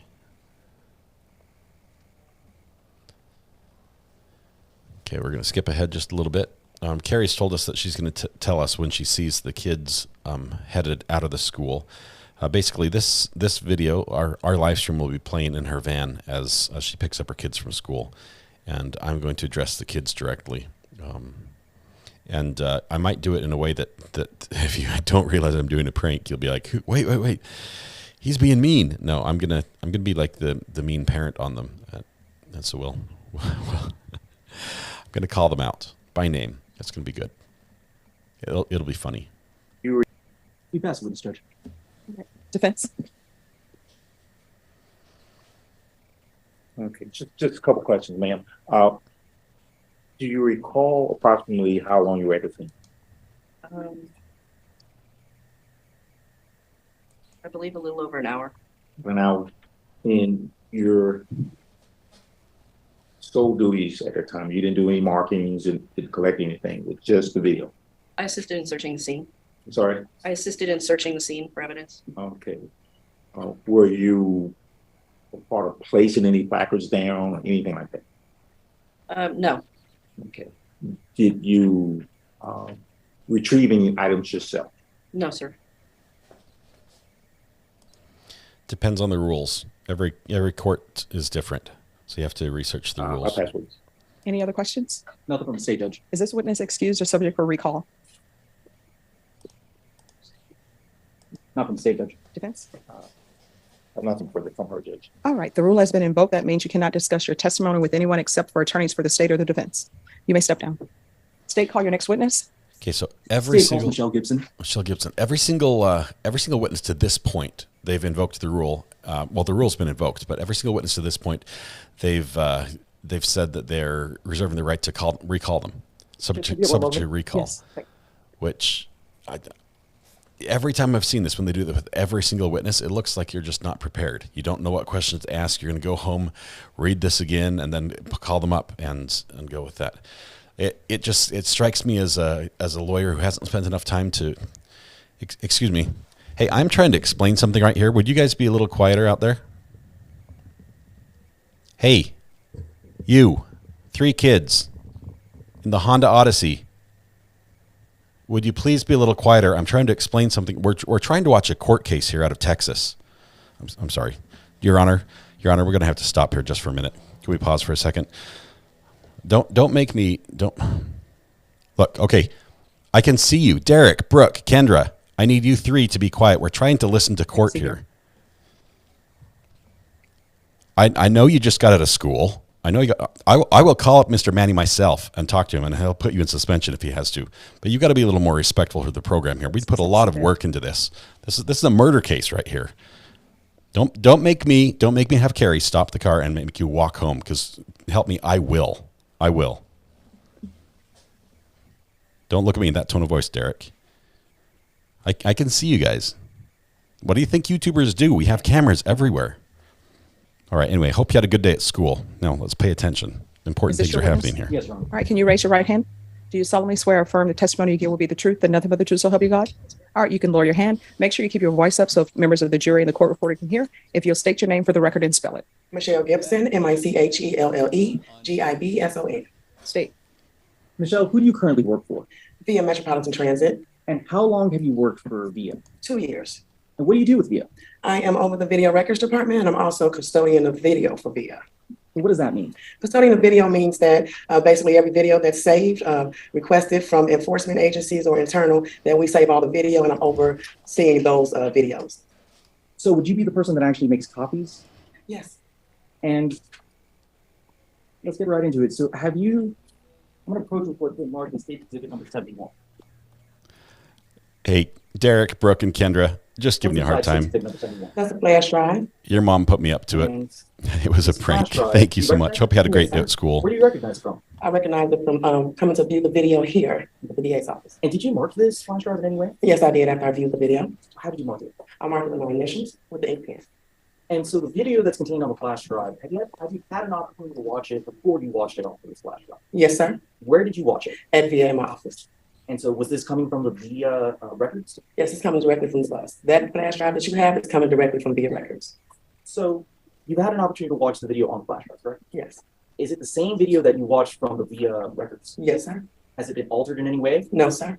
And what video does this, what video contained on this flash drive? Well, let's get this together. A shooting. And when did this shooting occur? Shooting occurred on February 28th, 22. Is that correct?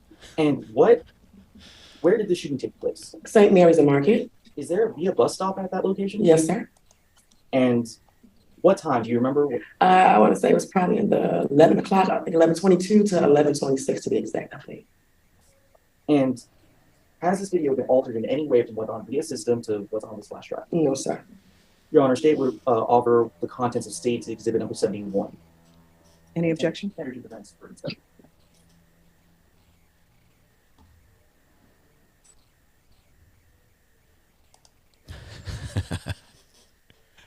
You guys are defending Carrie. Don't make me turn this Honda Odyssey around. No objections. All right, so that the record can be clear, State, you're offering State's Exhibit number 71, is that correct? Yes, it is on. All right, would you mark that then maybe as 71A? Yes, Judge. I'm just trying to avoid marking, covering up any of the margins. Okay. No, I mean with the drive. Hey, Derek, Brooke, and Kendra, your mom is that cool. She is that cool. I just want you guys to know that. Yes.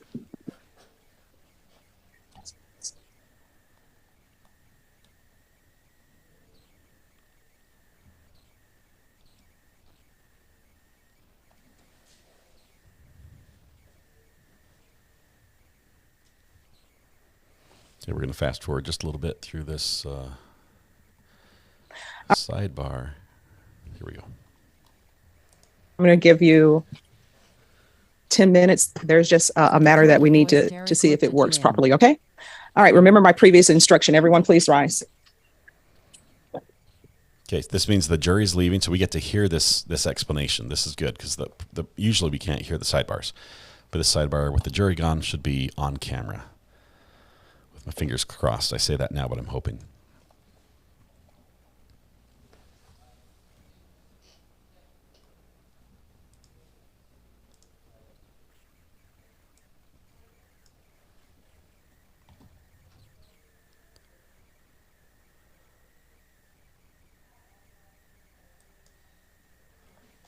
And we've got nothing. Man. Come on. They're handling it off camera.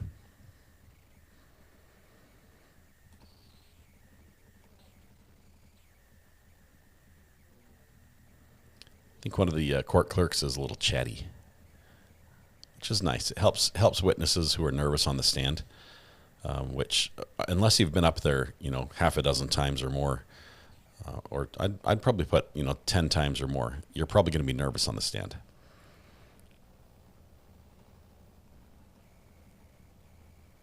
There we go. Jury's coming back in.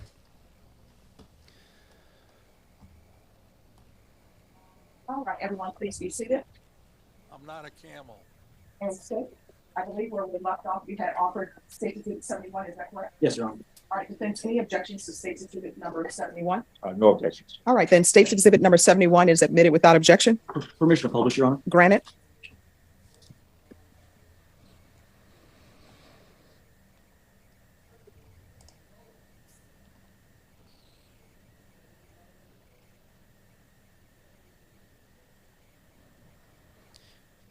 Obviously, I can't do pranks for everybody, but if somebody needs me to help out to do something fun like that, I'm always game for that.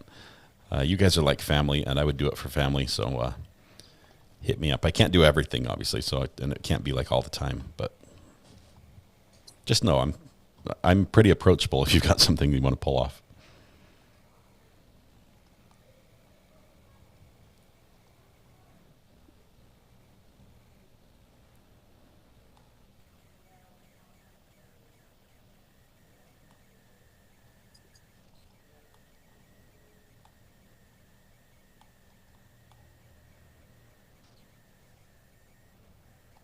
Okay, they're showing an exhibit here.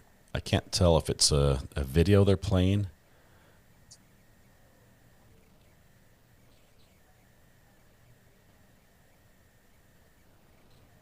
From the body language of the defense lawyer, they're waiting for something, would be my guess. Nope, there's a video playing.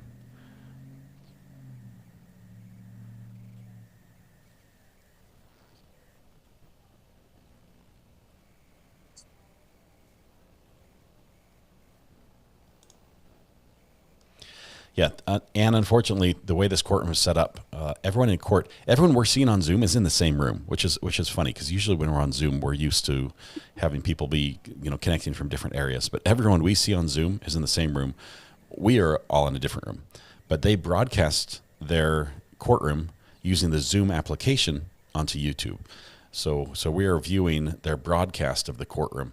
A lot like cameras have been set up from the news media and having 3 different angles. And we just get to see all 3 of them at the same time. So that's some of the confusion there. The judge is not sitting at home in her home office judging a court case from home. This would be the cameras from the buses. This is actually video of the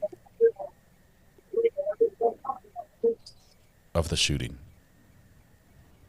Possible witness. Defense? Good afternoon, ma'am. I just want to ask you a few questions if I can. Now, you testified that you're the custodian of all the. I don't charge via video. Yes, sir. Okay.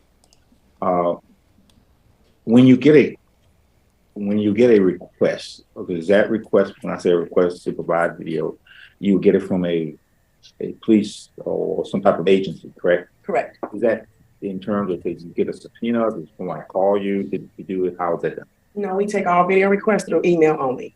Okay. So when a request is made, if there was a request of, is it made on a specific bus or a specific route at a certain time? How is it done? So it can all depend. If it's coming from law enforcement agencies, most of the time they won't know the bus number. They won't know route information. They'll just give us the street intersection, the time that it occurred. And then we find the bus information and we find everything that we need to gather a video. So it just depends. Okay. So so in terms of the I guess the fact finding information or if I can call it that, you go back and you play videos from certain buses until you find the right one. How is that done? No, we request a download depending on the time. The law enforcement agency normally gives us a time range. So we'll go ahead once we find the bus and order video according to that time. So she's the sometimes the bus individual in charge of pretty rapidly on the video collection from the buses. St. Mary's, St. Commerce, or even on Market.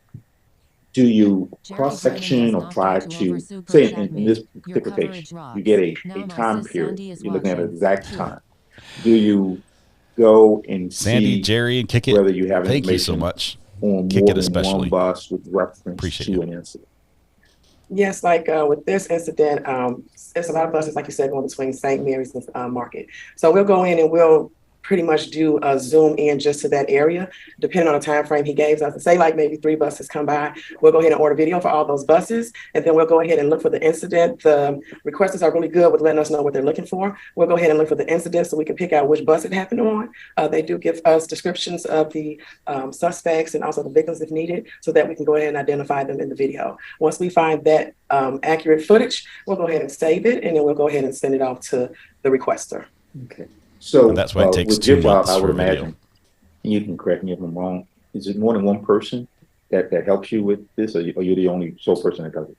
Right now I have 2 staff, so it's myself and my 2 staff. Okay.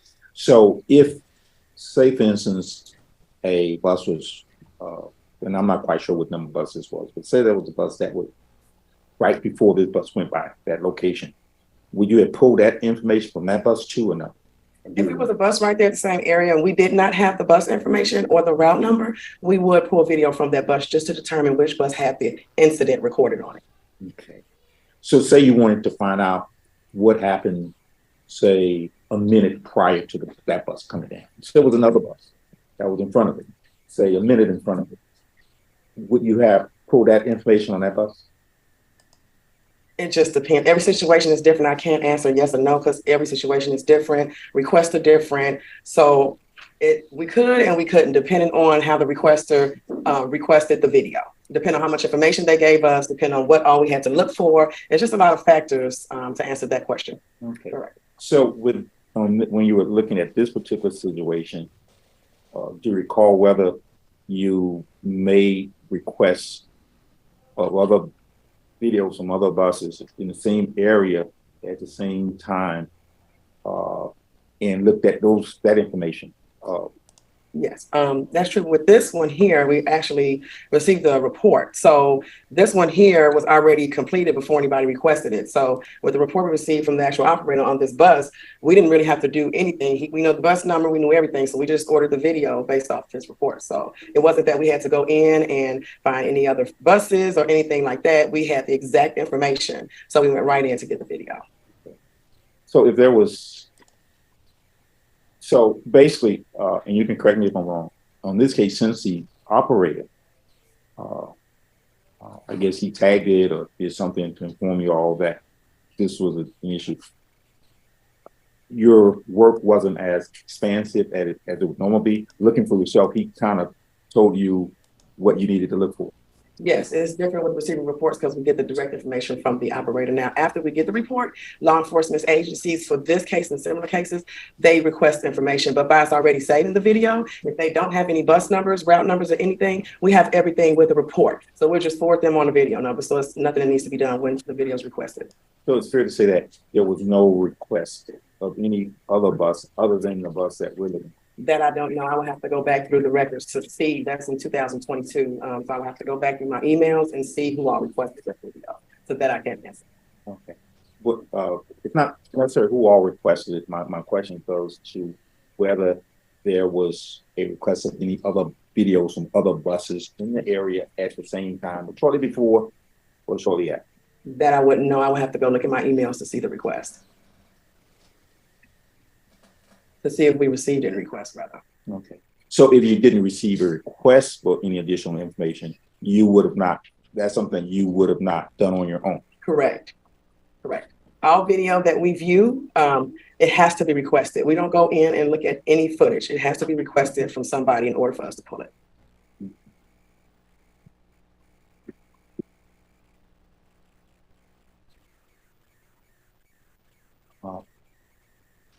The VIA buses, do they have a GPS system on them? Yes, if you look on the camera, you can see the map in the left corner. It shows you the GPS, and also latitude and longitude at the top right also shows you the GPS. So every bus in that, it's fair to say that at any given time, VIA would know the exact location of all the buses. Correct.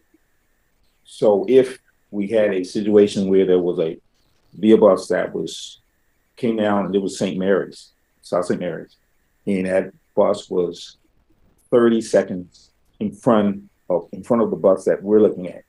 VIA has the technology to determine if there was another bus 30 seconds ahead of this bus when that video was taken. Yes, sir. Okay, I'll pass with you. State. So, Nothing from the state. All right, is this witness excused or subject for recall? Subject recall. All right, the rule has been invoked. What that means is you can't discuss your testimony with anyone except for attorneys for the state or the defense. Just make sure you're available if someone decides to recall you. All right, thank you. Thank you. State, do you have another witness? Yes, Your Honor. All right, call your next witness. everyone is McDowell, subject Your Honor. to recall.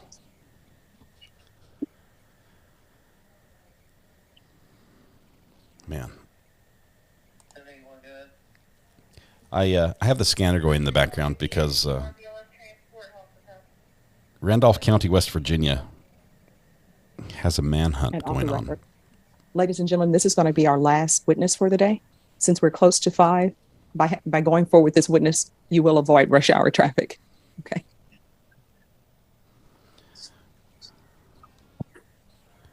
I'm just listening in. We'll see. I don't know the facts of what's going on in West Virginia.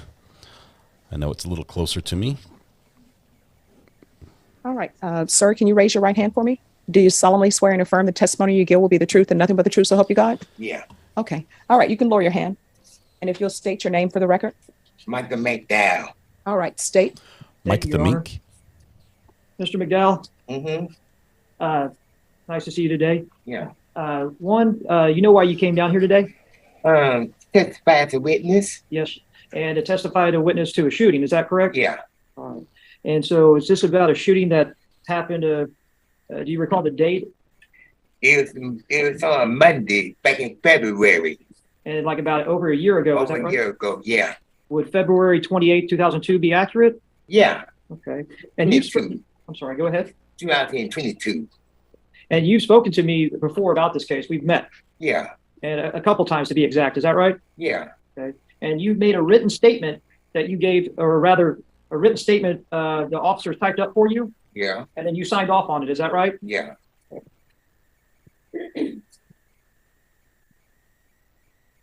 I'm going to show you a copy of that. Is that your signature at the bottom? Yeah. Okay. Yeah. And did we go over that statement?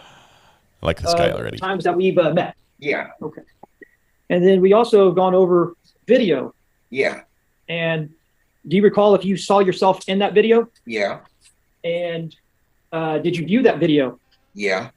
And does that video accurately show what happened that day? Yeah. Okay.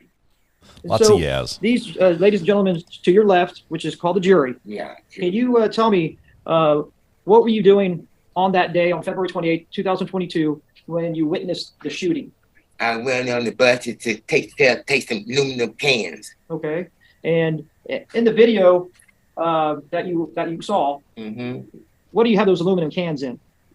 A black plastic bag. It was a pretty big bag. Yeah. Okay. And where were you standing? I was standing right at the edge, the bridge. The bridge. Yeah. Okay. And what happened at that point? Did you, before you witnessed the shooting, did you witness anything happening at the bus stop?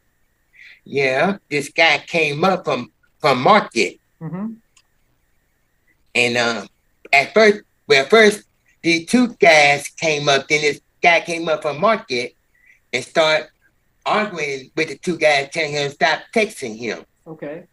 And there was an argument between the two. Yeah. Well, the person that walked up from Market, what did he look like, if you recall? He was Hispanic.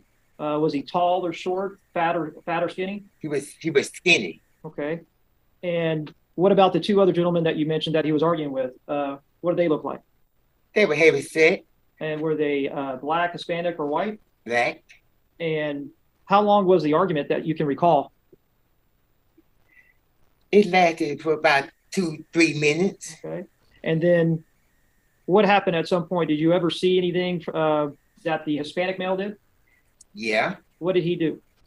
Well, one of the guys walked up to him and said, come here. Mm-hmm. And he kept, the Hispanic guy backed up. Mm-hmm. And that other guy tried to walk up to him and he pulled the gun out. Okay. And real quick, who pulled the gun out? The Hispanic guy. Hispanic guy? Yeah. Okay. And what did he do with that gun when he pulled it out? He was pointing toward the ground saying, don't come up on me. Okay.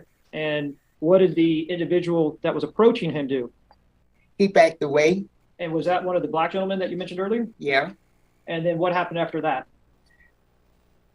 The Hispanic guy put the gun back in his pocket and started walking back towards Market. And that's when the guy took out his own gun and shot him. Okay. And so let me ask you, the Hispanic male that put the gun back in his pocket, did he back away or did he turn around? He turned around. So was his back towards the black gentleman? Yeah. And he started walking away from that area? Yeah.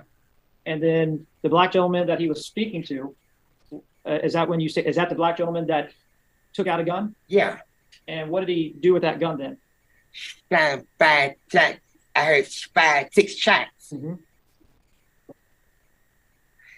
So I shot about 6 times in the back. Both times in the back and 2 twice in the head. Okay. So you're stating that was the black gentleman, was he standing still or was he approaching the Hispanic male? They're like he was running after him. Running after him? Yeah. And what was the black male? Was he I guess firing the weapon, or was he just running after him? Firing the weapon. Firing the weapon. Yeah. And what did the Hispanic male do when the black male was firing at him? I guess he tried to run Did he try to run towards the black male or away from the black male? away. And was he able to run away from the black male? No. What happened to the Hispanic male? He fell to the ground. And what did the black male do that was shooting at him? He pocketed his gun and told one of the workers to call the police. Well, let me just rewind just a little bit. Did the black male continue to shoot at the? Objection leading. I'll rephrase the question, Your Honor. All right, that objection will be sustained. Thank you, Your Honor. The black male. What did he do when the Hispanic male fell down? He put his gun back in his back in the waistband. Mm-hmm. And what did he do after that? He told one of the guys that was working, I guess he was a painter, Mm-hmm. to call the police. Okay. And then what did the black male do after that? We waited on the police. And did the police arrive? Yeah. And did they detain that individual that shot the Hispanic male? Yeah. At this time, I'm going to show you. Is this state exhibit 70? I'm sorry. I'm going to show you what's marked state exhibit number 71. If you look at that screen to your right, Mm-hmm.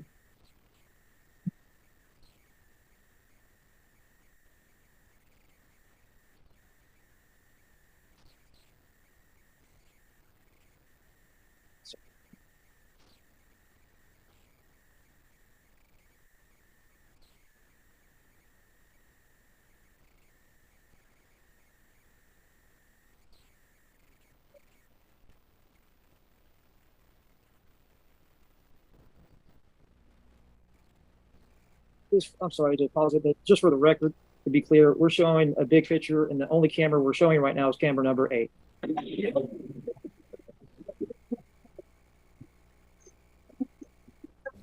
So now they're showing him the video. The only problem with the testimony so far is that he says that he fired, well, the number of shots is about 10 shots lower than what the police said were fired.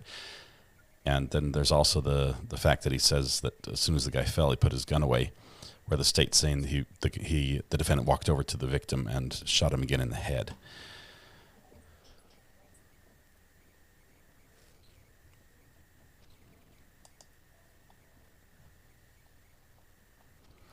Brandy Hernandez, thank you so much. I'll pause it at 11. Wonderful to have you here. 24 and 18 seconds. On this frame of the video that's frozen or paused at this particular moment, do you see yourself? Yeah. And where are you standing? I stand against the well.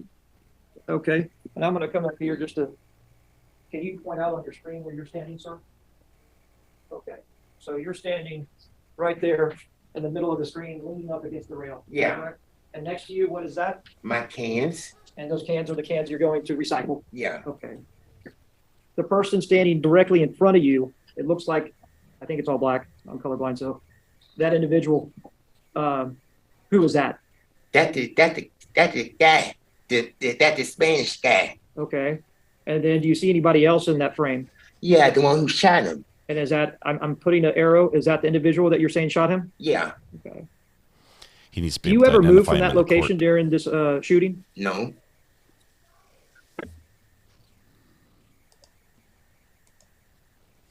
Now I see that I paused it at 11:24 and 23 seconds. You stated in earlier testimony that the Hispanic male backed away. Yeah. Is that indicated in the video? Yeah. And that you're saying they're having, I think you stated an argument. Is that correct? Yeah. Okay. What is the individual that is the black male that shot the Hispanic male doing? He was saying, "Come here, come here," motioning towards him. Okay. What is the Hispanic male? I'm sorry. I paused it at 11:24 and 26 seconds. What is the Hispanic male doing right now? He reaching in his pocket, like he reaching in his pocket. Right here? Yeah, And what does he have in his pocket? Do you recall? a gun.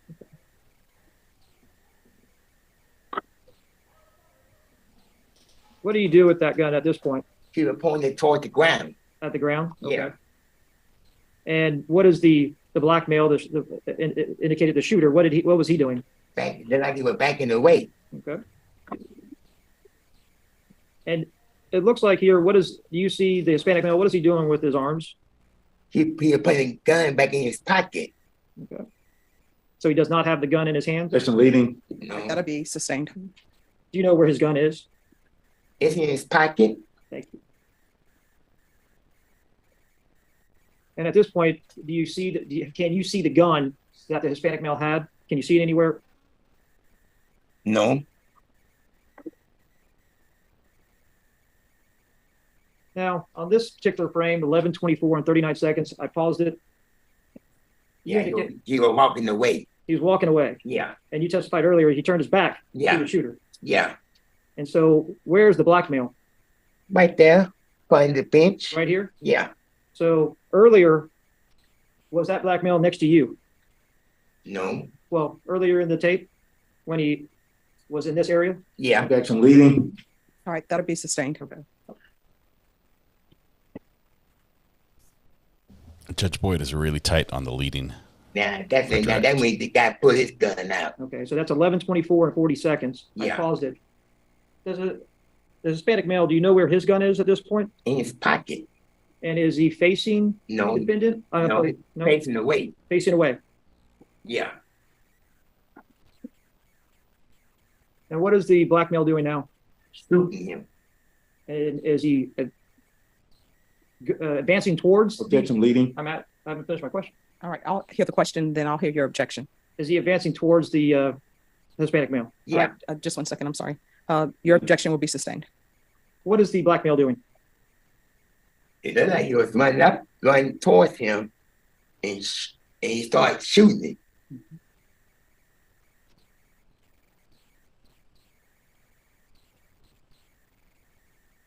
And on that portion, is that what you remember seeing that day?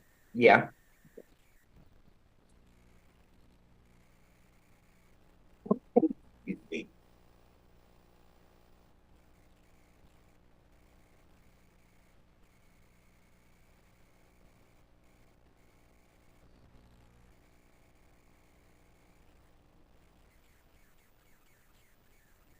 The people I know that collect cans on public streets, stuff like that, have the sharpest eyes. They are very observant, and they can pick a can out, between weeds. I'm going to show you. It's this guy was a good observer. Camera number 11. I got a good memory too.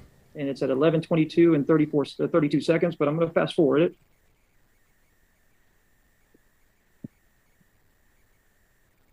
To 11:23 and 49 seconds.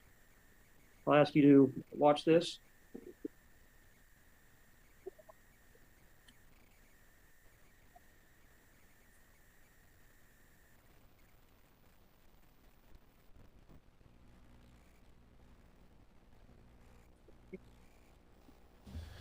We're a Pickles, not politics channel.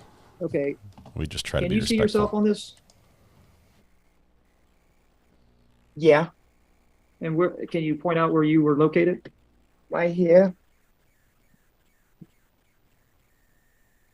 Right there? Yeah. And defense, you're allowed to move it throughout. Thank you. You're located right, I think you pointed right here. Is that correct? Yeah. Okay. Now, you witnessed this video before. Is that correct? Yeah. Did you see the black male in this video? No. Okay. Do you see the black male in this video? Yeah. And can you please point him out? And when I'm up here, I'm gonna ask you a couple questions. Okay, where is he at? He's Right right, there? there. Okay, and then where is the Hispanic male? Right here. And where are you? Right here. Okay, thank you.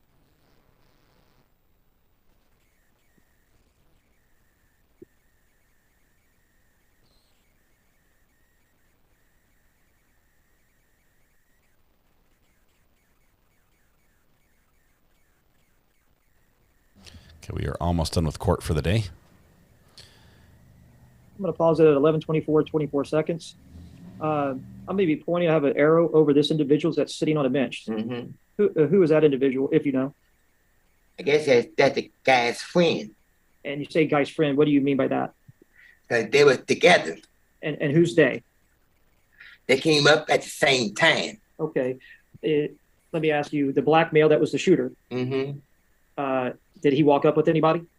Just him. And I'm sorry, can you just point him out? Is that the individual right here? Yeah. Okay, thank you.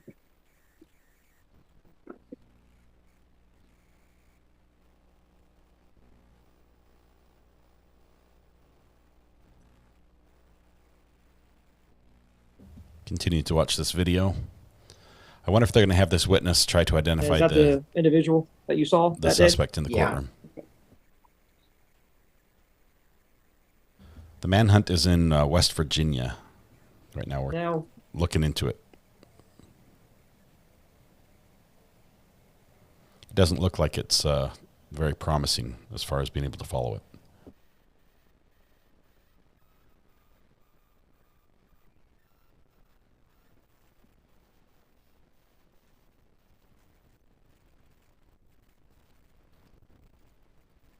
Now I'm going to show you what's Mark State Exhibit number 72. Mm-hmm. Could you recognize that? Yeah. Okay. And actually, are your initials on it? Yeah. And so you've seen this before? Yeah. And can you identify yourself in this right there? Yeah. Okay. And can you identify the person that you saw shooting the Hispanic male? And you're identifying by pointing at that individual at this point? Yeah. And do you see the Hispanic male that was shot in this photo? Yeah. And do you see this the black male that was with the shooter? Yeah. Yeah. And so it's just like a screenshot of the video that we just watched? Yeah. Okay. Your Honor, at this time, we'll state rules of State Exhibit number 72 and the evidence will send it to the defense for any objections.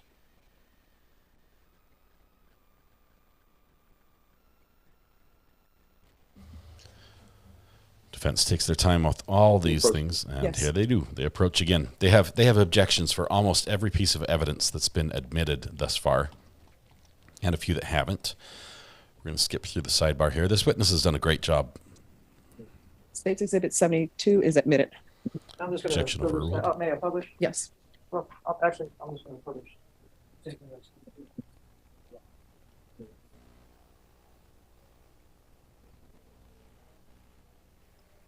We'll pass the witness, Your Honor. All right, defense. Can we approach briefly? Sure. Man. If you need, There we go. ladies and gentlemen, we're going to take a 5-minute break. If you need more than 5 minutes, you're more than welcome to take more than 5 minutes. We're going to finish with this witness. Then I'm going to release you all for today, and we'll come back tomorrow. And tomorrow I have an idea how long I anticipate the trial will last. Remember my previous instructions. Everyone, please rise for the jurors. Okay, 5-minute break. Let's see what happens here. Dude's just chilling.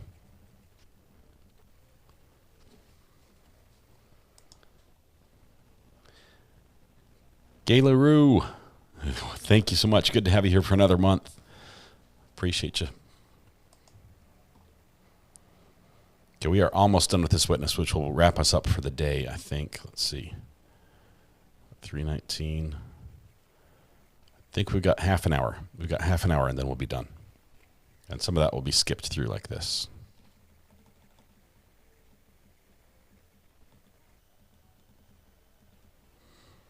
There we go. Jury's coming in.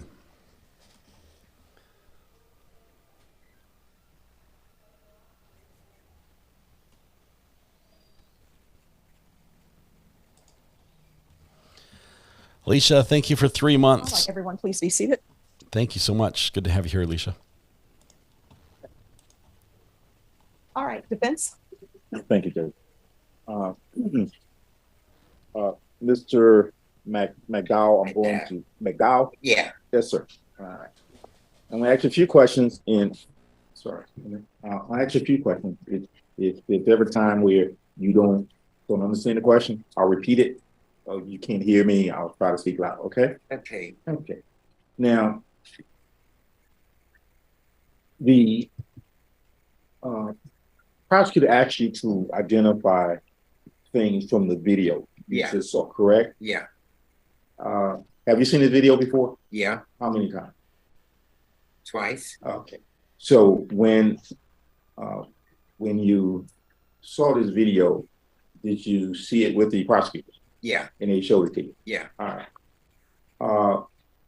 When when they were showing you the video, did they let you look at it and ask you to tell them what you saw? Or Yeah. Yeah. You gotta wait on my question. Or did they point out things to you to tell them about? Yeah. They did both. Yeah. Okay.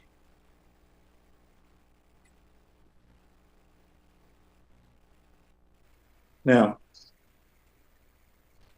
you testified that you gave on the day of the incident, you gave a statement to a police, a detective. Yeah. Okay. And in the statement that you gave, I think the prosecutor showed you a copy of it, correct? Yeah. Okay. Now, the statement was something that it's typed out, correct? Yeah. Okay. You didn't do the typing yourself. No. You know how to type? A little bit. A little bit. You know how to type a little bit. Okay. So you spoke to the detective, and after meeting with that detective,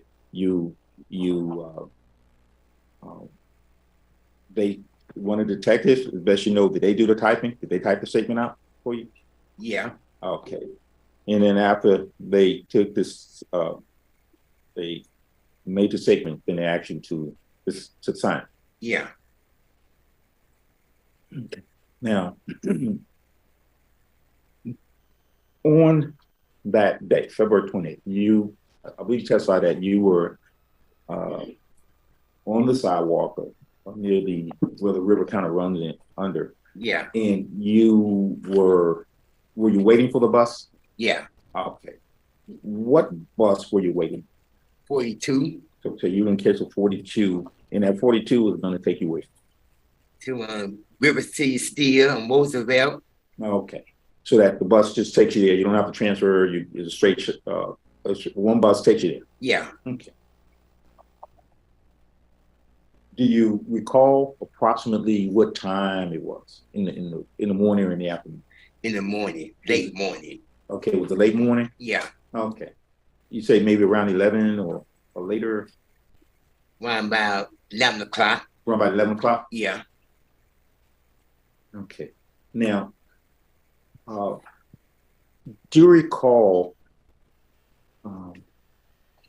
how long were you waiting out there for the bus before the shooting happened? Maybe about 5-10 minutes. Okay, so you're telling me you had only been out there about 5 or 10 minutes. Yeah. Okay. Now, to actually get to that location where you were you transferred from another bus? No, I was walking from Market. Oh, you walked from Market? Yeah. To St. Mary's? Yeah. So you could catch the bus on St. Mary's, correct? Yeah, yeah. Okay. Now, prior to getting to the location that you were at, when you showed us in the video, kind of standing near the wall, did you see any other individuals that you pointed out, either the person that did the shooting, the friend he was with, or the Hispanic guy? I saw all of them. Okay, now prior to your getting it. Oh, I saw the Hispanic guy on Market because I walked past them. Okay. Yeah. So you had seen the Hispanic guy early. Yeah. Okay, and you saw him on Market. Yeah. Okay. And when you saw him on Market, was he waiting on a bus or just walking, or do you remember what he was doing? He was walking. He was walking. Yeah. Okay. In what direction was he walking in? It looked like he was walking back towards Main Plaza. Okay. And that would be in the opposite direction of St. Mary's, correct? Yeah. Okay. Now, when you saw him walking, do you recall whether he said anything to you, you said anything to him? No. Was it anything unusual about him that kind of brought your attention to him? No. Okay. Now, in that area on Market, when you say that where you saw him, is that the area where they have like several places where you can catch the bus? Yeah. Okay.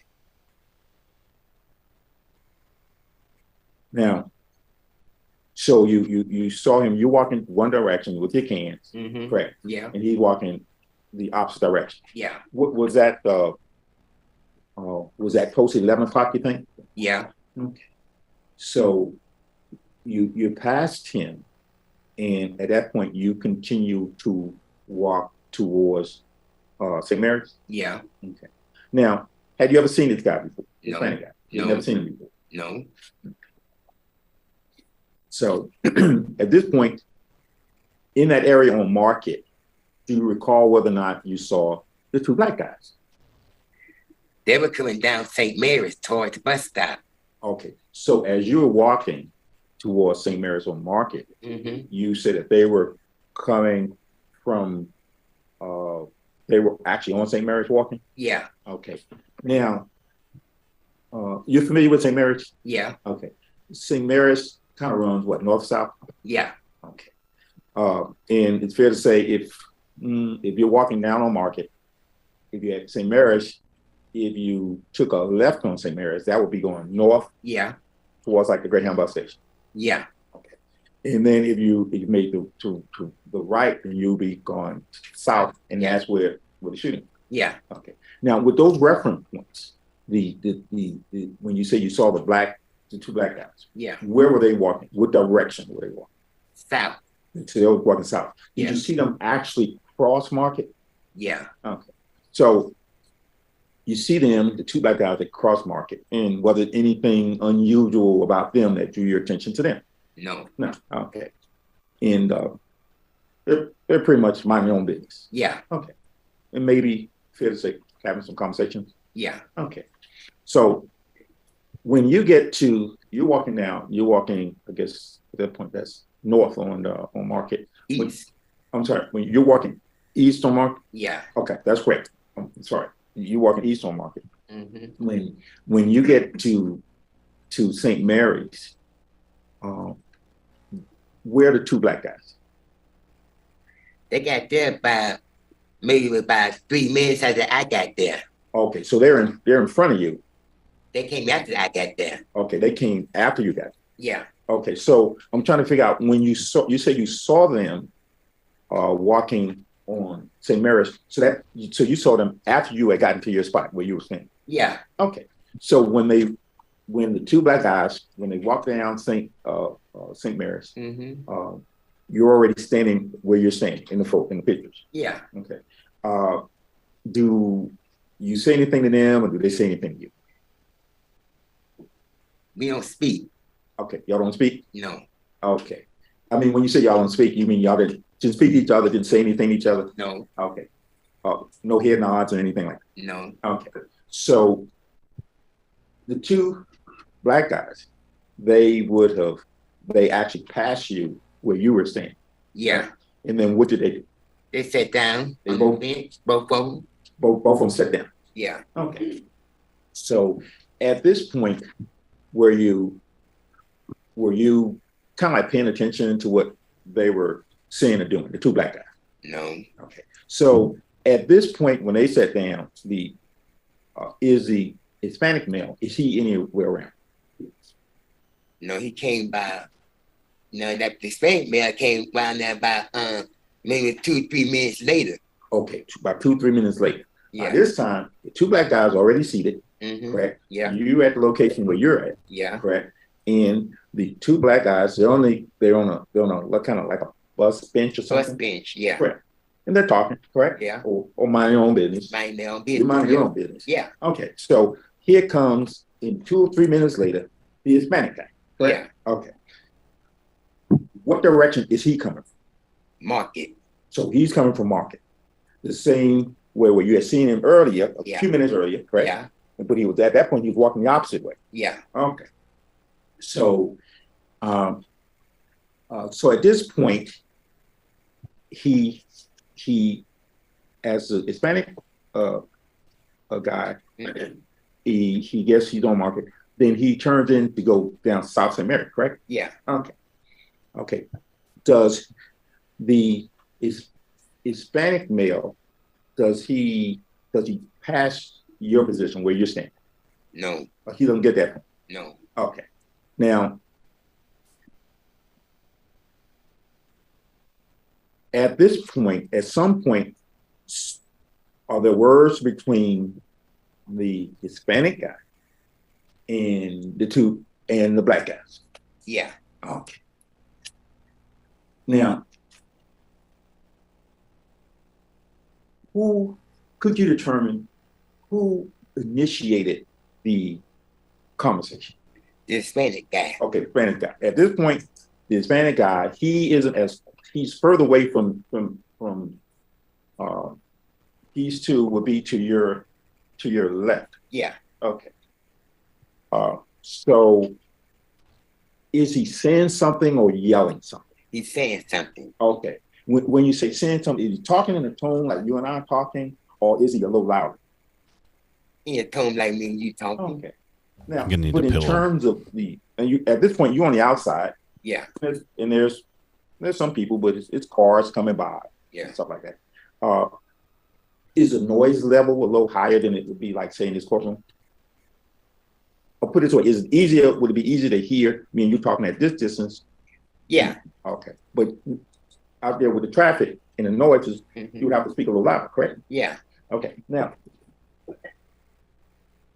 how far if your position is where you are, if you're standing where you were standing on the photograph, on the video, Yeah. and I'm rising up, how far is the Hispanic guy this far away from you? Can they say between me and her? Okay, so the Hispanic guy is that close to you? Yeah. Could I approach? Yes. Okay. Now, in terms of if the Hispanic guy is that close to you, how far are the black guys? By the same distance. They're the same distance as the Hispanic guy is from you? Yeah. Okay. But in the same direction or different direction? Same direction. So if the Hispanic guy is here, your testimony that the black guys are here too? The black guy is standing by 5 feet away from me. About this distance or a little closer? That distance. About this distance? Yeah. Okay. So you're close enough. Well, that's standing. But where would the black guy sit? And you can look at me and I'll back up and you give me an idea of the distance between you and the black guy. I mean, between you and where the black guys will sit. Is it further away? No, closer. Here? Closer. Go close. Right there. How about this one? Yeah. Say maybe 15 feet, maybe. Yeah. Okay. But the Spanish guy is close. Yeah. Okay.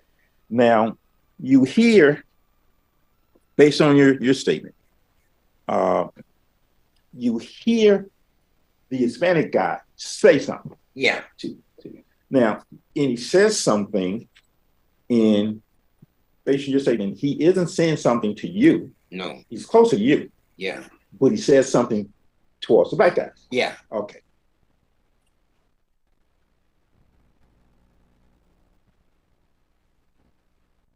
And did he say something like, hey, stop texting me or anything like that? Yeah. Said stop texting me.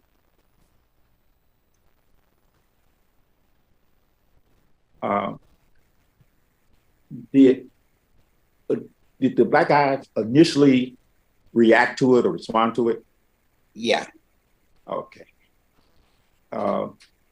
And based on your statement, then the Hispanic guy, okay, now when he says stop texting, does the Hispanic guy do anything like with his hands or anything like that?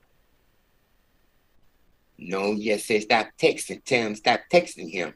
Okay. Stop texting me. Okay, stop texting. All right. Yeah. And do you recall the next thing you heard the Hispanic guy say? Yeah, say stop texting him. And what else? Stop texting me. Stop texting me. He said it more than once. Yeah. Did he say it loud? No. Okay. Did he say it with a firmness? With a firmness, yeah. Did it appear to you that he said it like he was upset or angry or something like that? He wasn't angry. But did it appear to you that How did it come across? He said in a firm tone. In a firm tone. Yeah. Okay. 10 minutes left. And 10 minutes. did he say anything based on your statement like stay off my block? Yeah. Yeah. Yeah. Stay off my block. Yeah. Okay, you hear this, you hear the stop texting me, and then the next thing is stay off my block. Yeah. Okay. And does that appear strange to you? Somebody saying that? Yeah.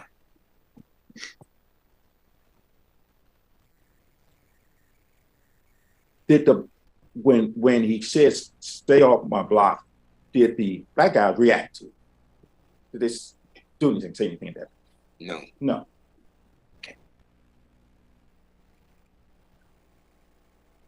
Did he say stay off my block more than once? Just one. Okay. And then once the Hispanic guy said stay off my block, did the Hispanic guy do something? Did he move or did he do something at that point? Yeah. He had his gun out. Okay. Okay. Cop approach, please. Yes. So when he has his gun out, how close is he to you? He was Let me know. I'm gonna walk towards you. You tell me. Stop. he was like that close. About that close to you. Yeah. So at this point, are you alone? When somebody pulls out a gun, are you alone? No. Okay. So to you, it's just another day in San Antonio. Yeah. Okay. So to you, if somebody pulls out a gun, says tell my block, then that's doesn't mean anything. No. Your Honor, asked and answered. Objection. All right, that'll be overruled. All right. So when he pulls a gun out, you're closer to him, correct? Yeah. Can you determine what type of gun? It was like a semi-automatic. Semi-automatic. Cop coach again. Yes.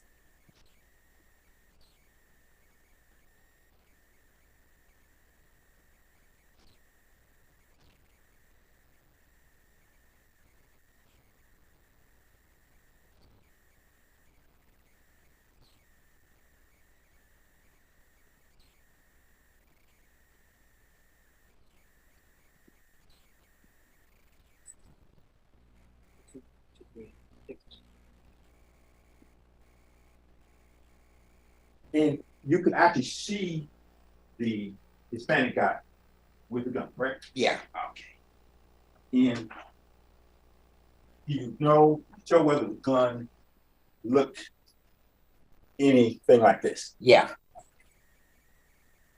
During your conversations with in the DA's office, when they were going over the videos with you, Yeah. Did they ever show the gun? Did they ever show your gun? No. No, they didn't show your gun.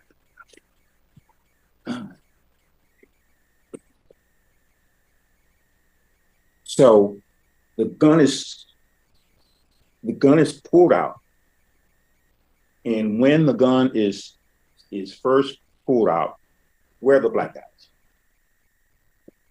They was one was sitting down. Oh, sorry. One was sitting down, Yeah. and one was Standing. standing up. Okay.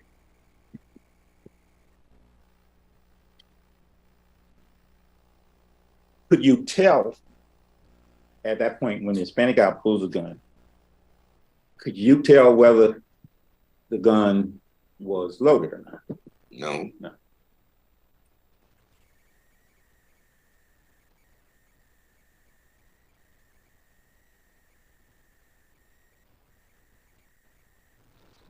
And do you recall whether you said at one point the Hispanic male pointed a gun at the ground? Yeah. Okay. Do you recall him ever holding the gun up, waving it or anything? No.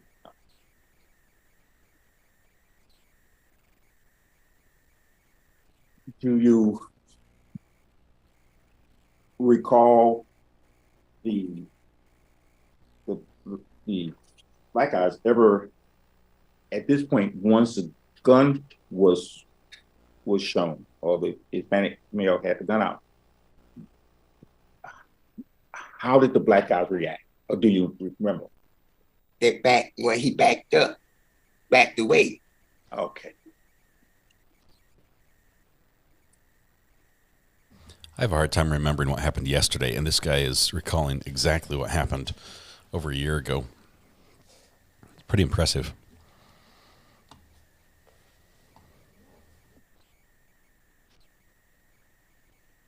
And you say that you could see the Hispanic male look like he put the gun in his pocket. Yeah. Okay. But at one point, actually, you say he turned, but he did the Hispanic male turn away from you. Yeah. So his back was turned towards you. Yeah. Okay. At that point, could you see his hands? When his back was turned towards you, could you see his hands? No. Yeah, I can see his hands. From his back? Yeah. Okay, you can see his hand? Yeah. Okay. And when the back was turned towards you, you could still see his hand? Yeah.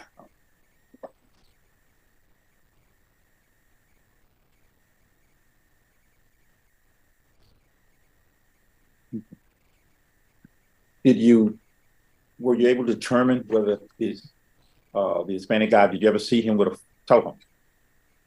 Sorry? A telephone, a phone? No. No. Okay. Pass with. State. Yes, Your Honor. Mr. McDowell, do you know where this Hispanic male lives? No. Okay. And do you know if this Hispanic male knew the two black males? No. So you have no clue about their history, if there was a history of knowing each other? No. Thank you. Pass the witness, Your Honor. All right, defense. Nothing further, Judge. All right, is this witness excused or subject for recall? Subject. Subject. All right, the rule has invoked. That means that you can't discuss your testimony with anyone. The only persons you're allowed to speak to are attorneys for the state of the defense. Do you understand? Okay. All right, thank you. Mm-hmm. All right, ladies and gentlemen, we're going to stop for today. We're going to start, we're off the record. We're going to start tomorrow at 9:30 a.m. So we can't start unless everybody's here. I do have one case that's being recalled back from my docket this morning, but that's going to be at 9. So we'll be ready to go at 9:30. The parking garage, you should be able to find a spot in there because jurors from the central jury room are not called up on Fridays. So there should be a space for you in there. You've heard some evidence in this case. You're not allowed to watch anything about this case. If you see anything about this case, you're to ignore it. You're not allowed to talk to anybody about this case. And if somebody tries to talk to you about this case, let them know that you're on the jury and you're not allowed to speak to them about this case. Everything that you need to know about this case is to come from inside the courtroom. Does everyone understand? All right. And then tomorrow, I'll have a better idea of when I expect this trial to end. Okay. All right, everyone, please rise for the jurors. Let's see if that's, oops, that's all we're going to do right there. Okay. So here's where we are. We're not cut up. We're 1 day behind. We did 2 days in 1 day. So tomorrow we have to do 2 days in 1 day as well. Or tomorrow, it's actually going to be Monday. So we're going to get the weekend off. But tonight we have our podcast, Weather Watch and I. He goes by Thomas on the podcast. It starts at 8 p.m. on this channel. It's just like one of our regular lives, only it's a podcast. But it's live. We'd like to invite all of you to come down and participate with us. So just be here, show up. It's a lot like this. It's a lot more interactive on chat. We ask you questions. We might involve you in some of the things that are going on.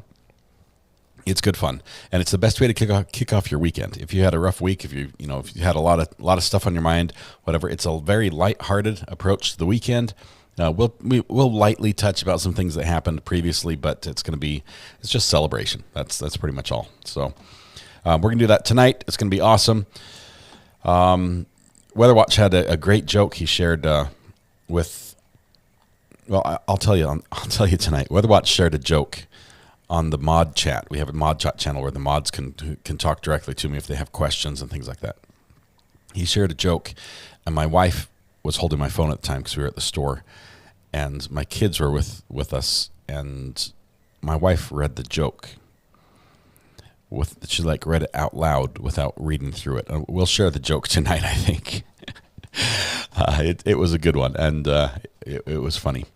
Anyway, so we are all caught up. We're officially caught up. Thank you so much for being here. We're going to let's see. Is there anything we need to do? I'm supposed to get a soundbite of that guy. Did somebody get the soundbite of Judge Boyd, like calling the kids to knock it off? just to be like, all right, guys, stop it. We need that one. So if somebody can send that to me, that's great. We're almost caught up. We have just today's to go with, so we're a couple hours behind. We do have a live podcast tonight for sure. I like Judge Boyd. She's pretty awesome. Let's see. I'm frustrated that the prosecution has subject to recall on every single witness.